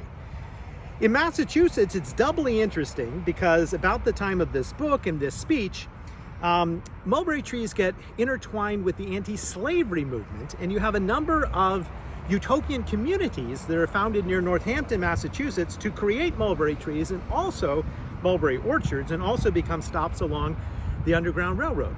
And a very famous former enslaved person, Sojourner Truth, rose to prominence working on one of these communes in Northampton, Massachusetts, raising mulberry trees and fighting against slavery.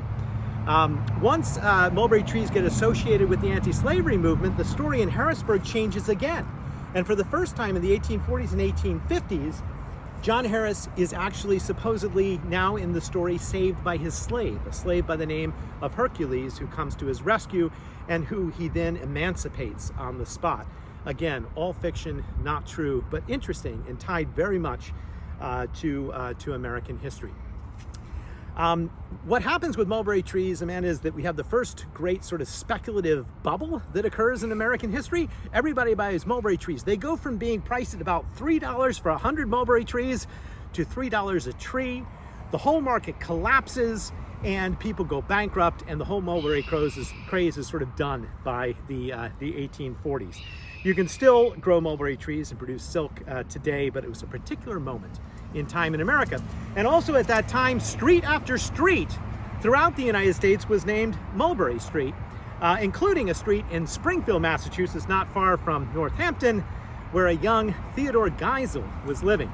And if you don't know who Theodore Geisel is, he grows to prominence as Dr. Seuss. And Dr. Seuss has a special place in my heart because when I was in 5th grade, I wrote a report on the Lorax and environmentalism, and I sent it to Theodore Geisel, and he wrote me back a letter with a little hand-drawn cat in the hat saying that he really enjoyed my story.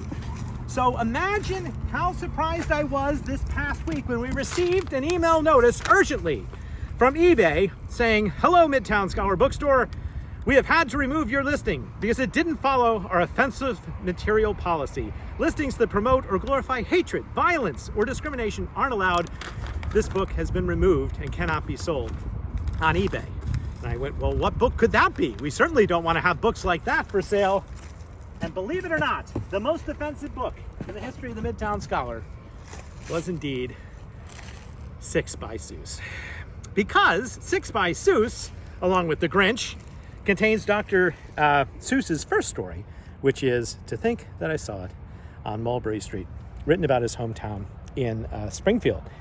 And just to show you one interesting aspect of the book, later in life, Dr. Seuss did realize that ethnic stereotypes were harmful, and he edited his story so that he took this image here, and he removed the yellow coloring, and he removed some of the caricatures of the design, And he basically apologized. And even though he apologized and edited the story, this book is still banned today, even the revised version by Dr. Seuss.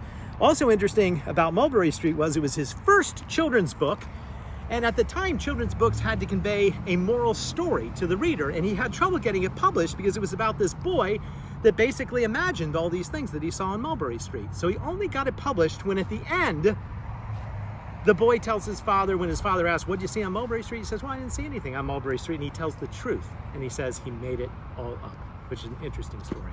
All right, we're going to end today with a funny book, a book that we found in our very own tent sale, and a book that relates to Dr. Seuss, because did you know, Amanda, that Dr. Seuss wrote perhaps the best-selling adult paperback of World War II, a book that was published in 1.3 million copies and sent to the fronts in both Germany and Japan from 1941 to 1945.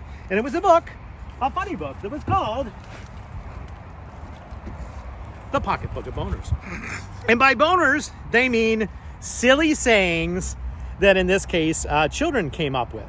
And Dr. Seuss illustrated these silly sayings in a book called The Pocketbook of Boners. 1.3 million copies of this book were sold.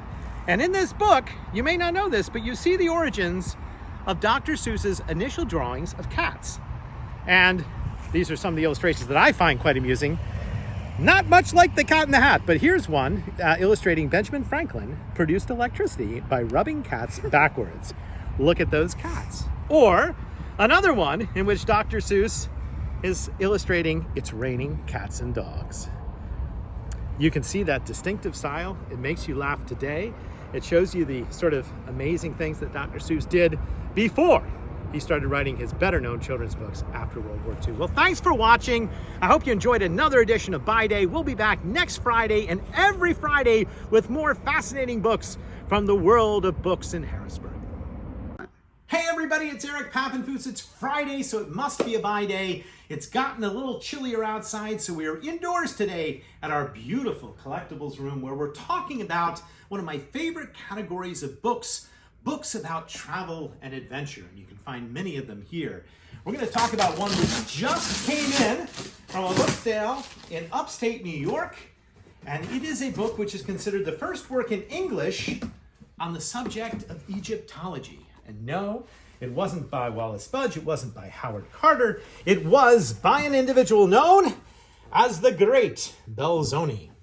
Now, Belzoni was a 6'7" giant of a man who rose to prominence in the circus. And he performed an act called the Human Pyramid, in which he carried 12 individuals across the stage, 12 grown men at one time. Emily, an extraordinary feat. In his 40s, he grew tired of the stage and decided to go to England to seek his fortune. And from England, he went on to Egypt. And there, at the time, there was a battle between the French and the English for control over the great antiquities that were throughout the region.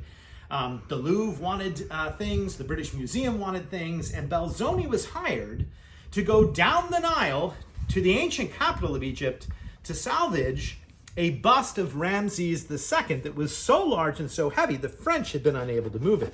Now, all great travel books have maps. This one is no exception. It's in pretty nice condition. This is of the Nile, and you can see the delta here. And Belzoni went down the river to get this giant bust of Ramses II. Here is an image, Emily, of him using the ancient Egyptian techniques of a sort of sled on logs to pull this and get it on board a ship and ship it back to the British Museum. The bust is still in the British Museum today. Now, most of this book is extraordinary because it reads like an Indiana Jones story. He had a bullwhip, he fought assassins left and right, and he crawled and crawled and crawled in various tombs, including he was the first person to penetrate the central pyramid of the Great Pyramids of Giza. I'm going to read to you a little bit of the book to give you a flavor of Belzoni. He was an extraordinary writer, and this is nothing like the other Regency literature of the time. Imagine putting down Jane Austen and picking up Belzoni and reading about the dust that he found when he entered the tomb. In such a situation, I found myself several times and often returned exhausted and fainting till at last I became inured to it and indifferent to what I suffered, except for the dust, which never failed to choke my throat and nose. And though fortunately I am destitute of the sense of smelling, I could taste that the mummies were rather unpleasant to swallow. That is the great Belzoni.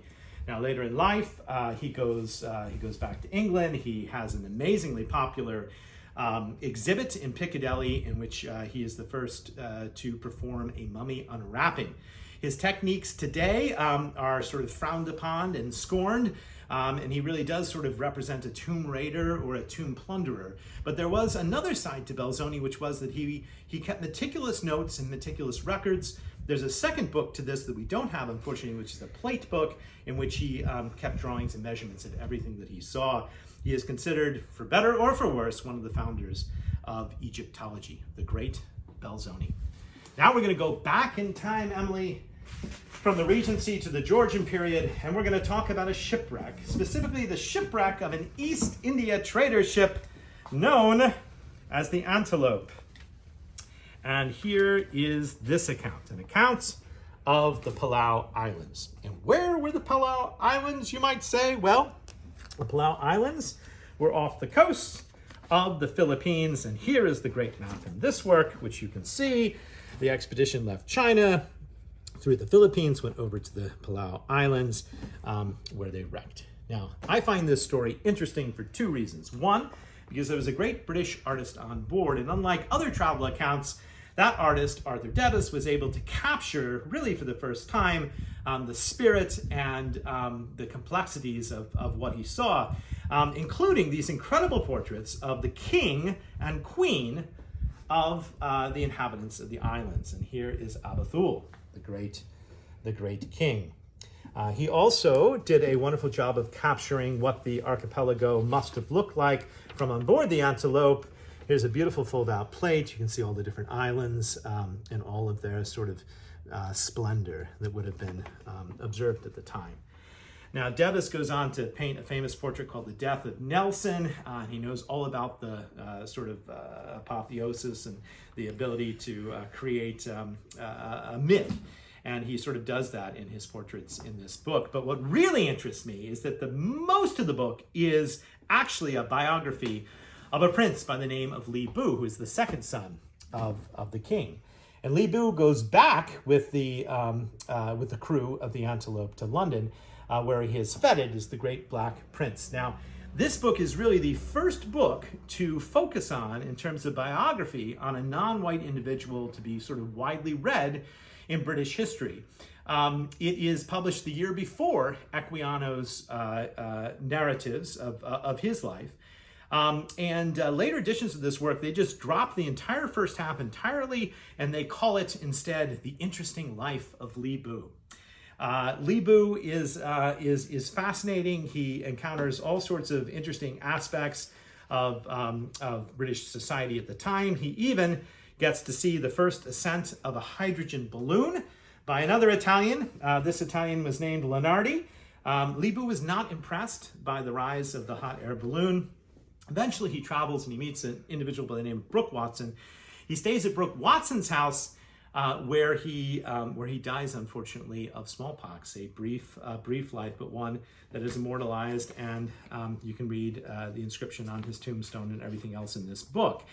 I just wanted to end today by noting that Brooke Watson is fascinating in art history as well, because he is the subject of the most famous painting by John Singleton Copley called Watson and the Shark. And if you go to the National Gallery in Washington, D.C., you can see this painting in all of its glory. Brooke Watson has his legs severed by a shark in Havana Harbor and is rescued by the sailors on the boat. And he would have undoubtedly showed this portrait to Li Bu. He was very, very proud of the portrait.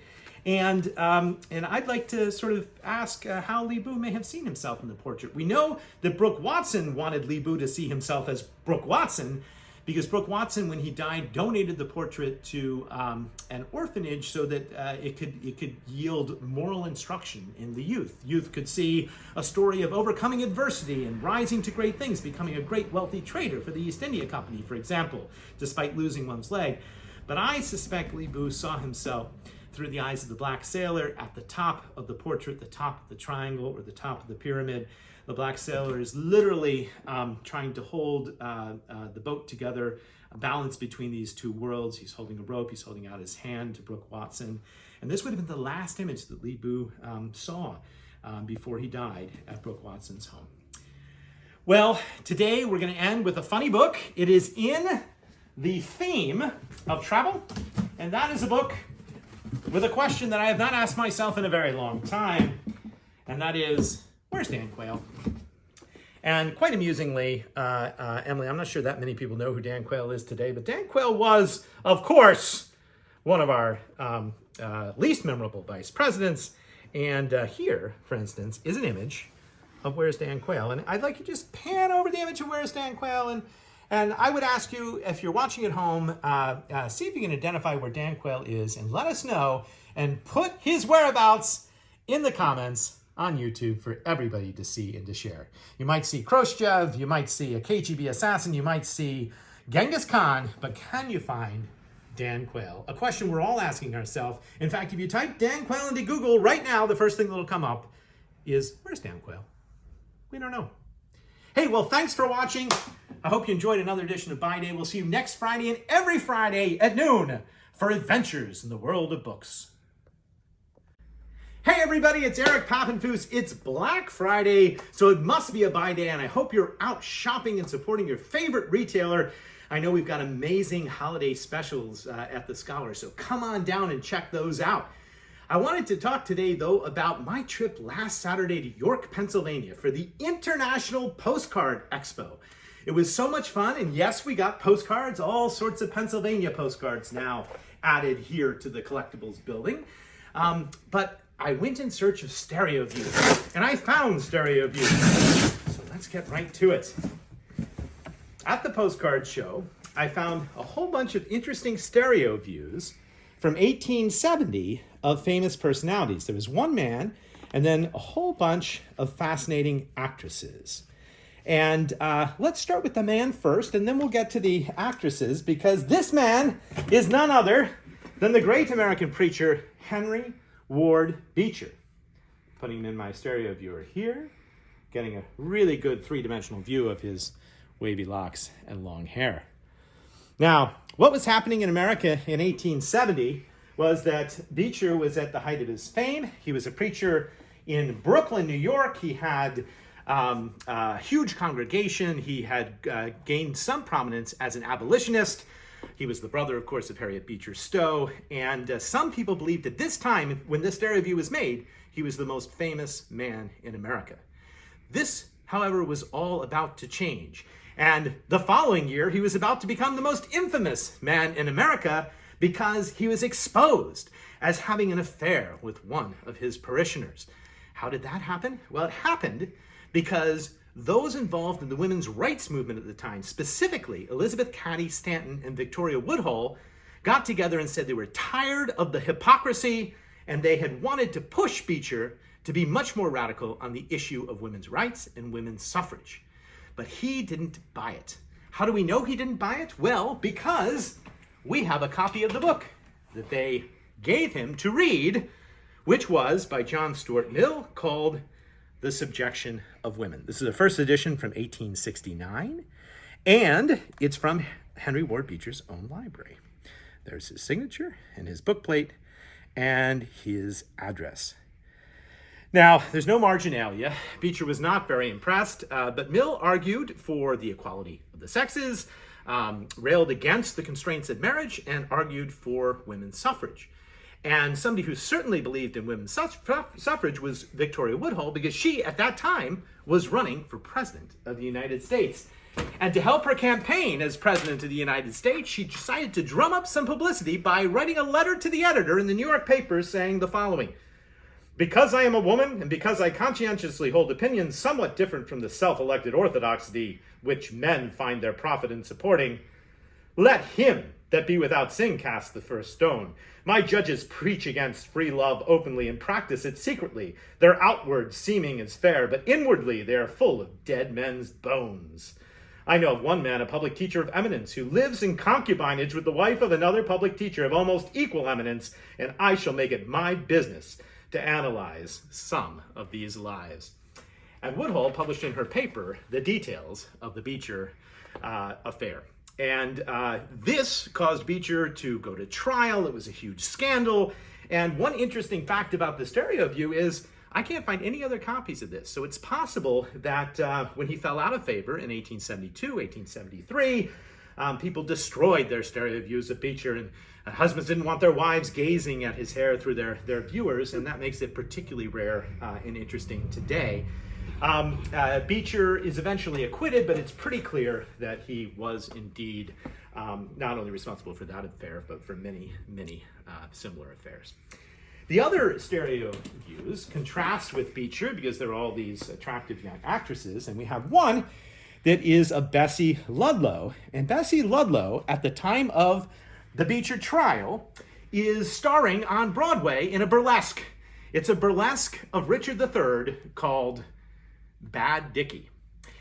She is so popular in Bad Dickie that she decides to go off to England the following year, and she meets up with a troupe that is performing Gilbert and Sullivan. And she's one of the original stars of the opera company that does Gilbert and Sullivan. And if you don't know Gilbert and Sullivan, well, that was the second thing that I did on Saturday evening after the York Paper show. I went to Gamut Theater and I saw Innocent Merriment, an evening with Gilbert and Sullivan. I had a wonderful, wonderful time. And it reminded me that we have a libretto right here in the pamphlets behind me. I pulled it out of that bookcase. Original libretto for HMS Pinafore from 1879. Pinafore was pirated immediately. It was so successful in England that at one time in 1879, in New York City alone, they had 8 different shows all competing against one another. In Philadelphia, there were 6 different shows. And do you remember our friend Julia Marlowe, who wrote that letter that we found in the Hawthorne book a few weeks back on By Day? Well, she stars in the first sort of cross-gender version of Pinafore, also in 1879, because she gets to play Sir Joseph Porter, the captain. Pinafore is famous for its opening lines. Let me see if they still work.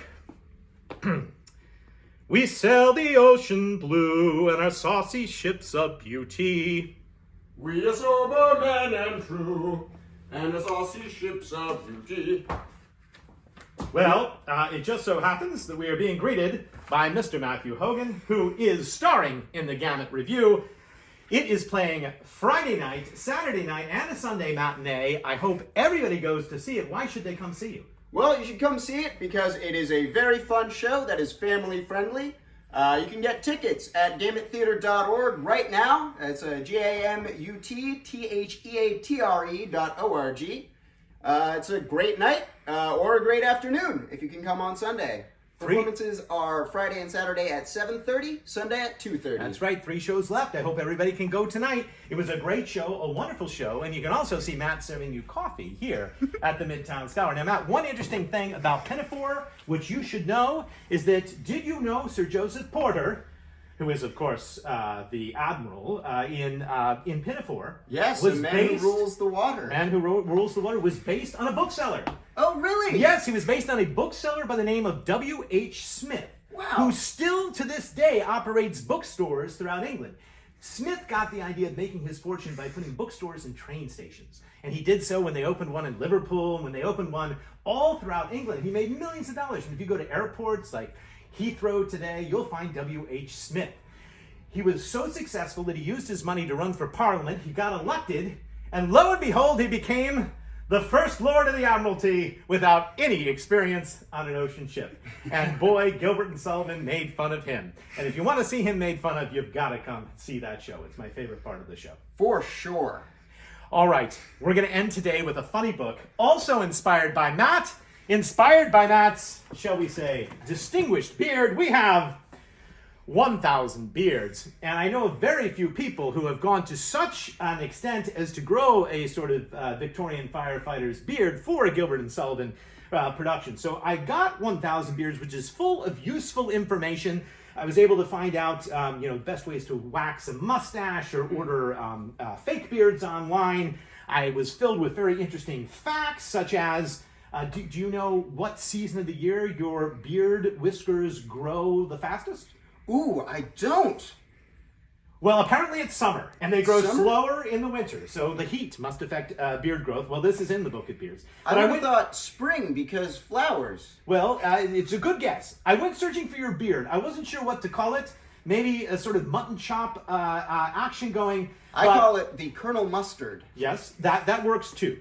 We did, however, have a list of in this book of the most infamous beards in history, and we also have a list of the greatest presidential facial hair.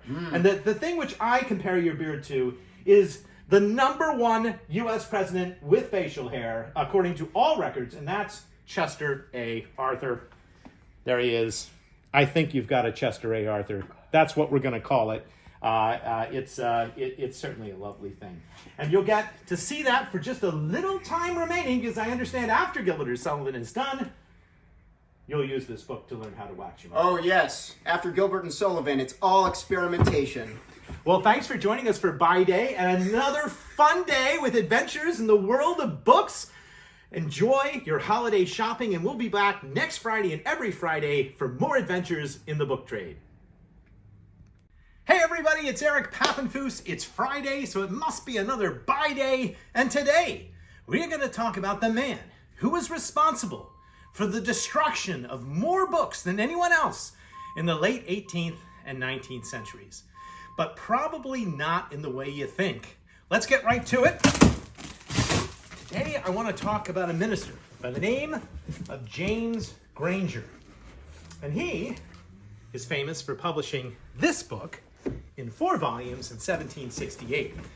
Now, Granger was a radical minister. Samuel Johnson called him a Whig, hiding in parson's clothing, and he didn't mean that as a compliment.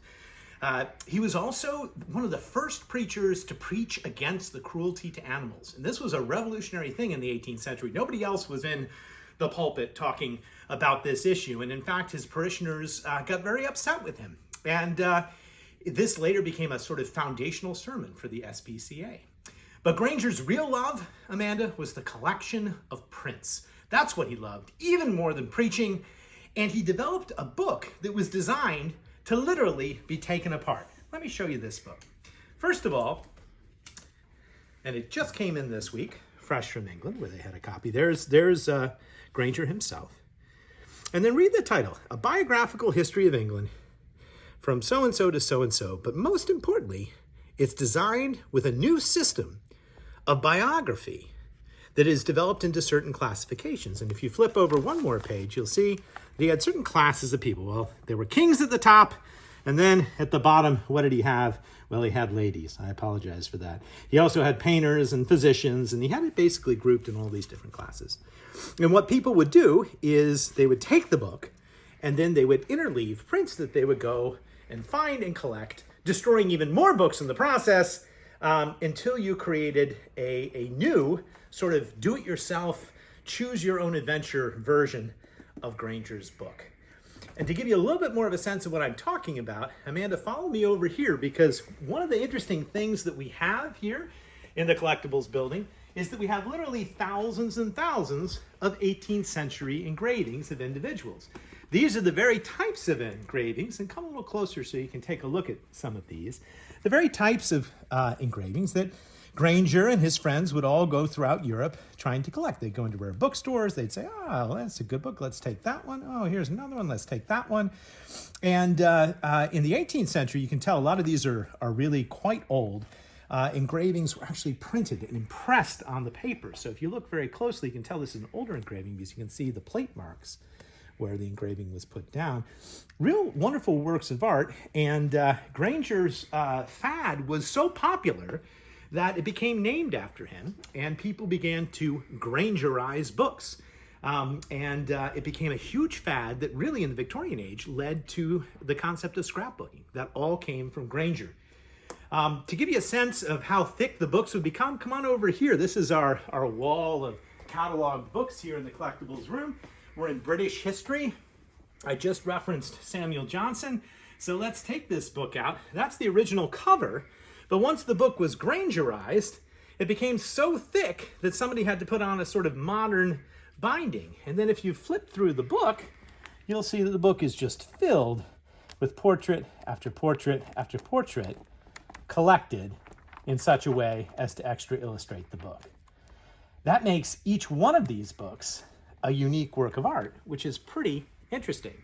And the author here takes a rather liberal license with what he's putting in with Johnson, whereas Granger's system was much more classified and regular. All right, Amanda, here's a trivia question as we walk back to these books. All right, I want you to guess. Since this fad of Grangerization, people literally competed to see who could take this 4-book set and make it the thickest, filled with the most number of prints according to the Granger system. Would you like to know? Well, I won't ask you who got the record. I will ask you, how many prints do you think the record holder managed to squeeze into this 4-volume set? I'm going to guess 500. That is an excellent guess. But you would be way wrong, because a nobleman named Richard Bute, who lived on the Isle of Wight, he wrote back and forth with Granger, and he collected 14,000 prints. And he put them into a new set of Granger's work, which was rebound in 35 volumes. And it is now at the Huntington Library in California, if you want to see it. And one of the ways he was able to get 14,000 of those prints in is that he churned the books into folios. Here's like a little close-up example. And he was able, as a folio book, which means a big tall book, these are quartos, a big tall book, he could get 2 prints interleaved with the pages. And you could see that part of the process of Grangerization was taking the prints and sizing up the paper in such a way as it made sense. So 14,000 prints. Bute took the record, and to this day, Grangerization continues. I thought for the second book today, we'd take a closer look at a Grangerized book. And this one is fun, I have to say, because it is called Relics of Genius by Grimstead. Parts 1 and 2, and as you can see, it was illustrated and Grangerized. This is in the 19th century when Grangerization really took hold. We have 3/4 leather, we have marbleized boards, we have raised bands. It's a beautiful, beautiful book, and it was bound by a bookseller who proceeded to do something special, which is put a little what's called a bookseller's ticket in it. And do you remember William Smith from last week? William Smith, or W.H. Smith, is the booksellers that set the foundation for Sir Joseph Porter. And we talked about it, but they also bound books. So somebody would take their prints, take the book, and send it over to have it rebound. Now, since it is a 2-volume set, they had to, that was originally 1 volume and unillustrated, they had to create their own title page. So this book has a sort of handwritten title page. And then you see, if you flip it over, it then continues with 151, because they took a single volume and they turned it into 2. Other interesting aspects of this is you can see that the different engravings were sometimes different sizes, so you had to sort of embed them in paper of a matching size. So here's William Blake, which was too small, so they made it the same size. And then here's John Bunyan, which was a little big, so they trimmed it down, but they got them all equal to the same size. And what's particularly neat about this book, just topically, I found it very interesting. This is a book, and let's look at the title, that was all about going and visiting the grave sites of famous individuals. Relics of Genius, Visits to the Last Homes, meaning the graves of poets, painters, and players. A book that was absolutely designed to be Grangerized without any question. And then one final thing, if you look at the back of this book, there's an index to all the graves that the author went to. And this particular author has put check marks next to the ones that he has then illustrated and been to. So Benjamin West gets a check mark on page 80. Why? Because Benjamin West on page 80 is Grangerized and put in the book, which is pretty neat. So Grangerization, extra illustration, a Victorian fad that led to scrapbooking. All right, we're gonna jump to my weekend. Last weekend, we went to Washington, D.C., we went to the National Portrait Gallery, and on the way to the National Portrait Gallery, we passed the J. Edgar Hoover FBI building. And so today's funny book is a sort of scary book from the 1950s about the lionization of J. Edgar Hoover, a man who now, we're talking about removing his name from the FBI building, but at the time was lionized And can you imagine this book, made for school children, J. Edgar Hoover, Modern Knight Errant. And if you read this book, which is really, really scary and dedicated to young Americans who are proud of their heritage and who are growing up in the fine traditions of courage, humor, and common sense, oh my goodness, J. Edgar Hoover. Again, this is J. Edgar Hoover. This is the language. He was to ride forth, not in shining armor, though if he had worn armor, it would have been the most brightly polished of all, but in handsomely tailored clothes. Nor was he to go astride a horse, leaping over a moat, but in swift cars, fast trains, and speedy planes. J. Edgar Hoover, a modern knight errant, a modern-day lionization of a famous individual. All right, I hope you all had a wonderful time on Buy Day this week. We'll see you next week and every week for adventures in the book trade.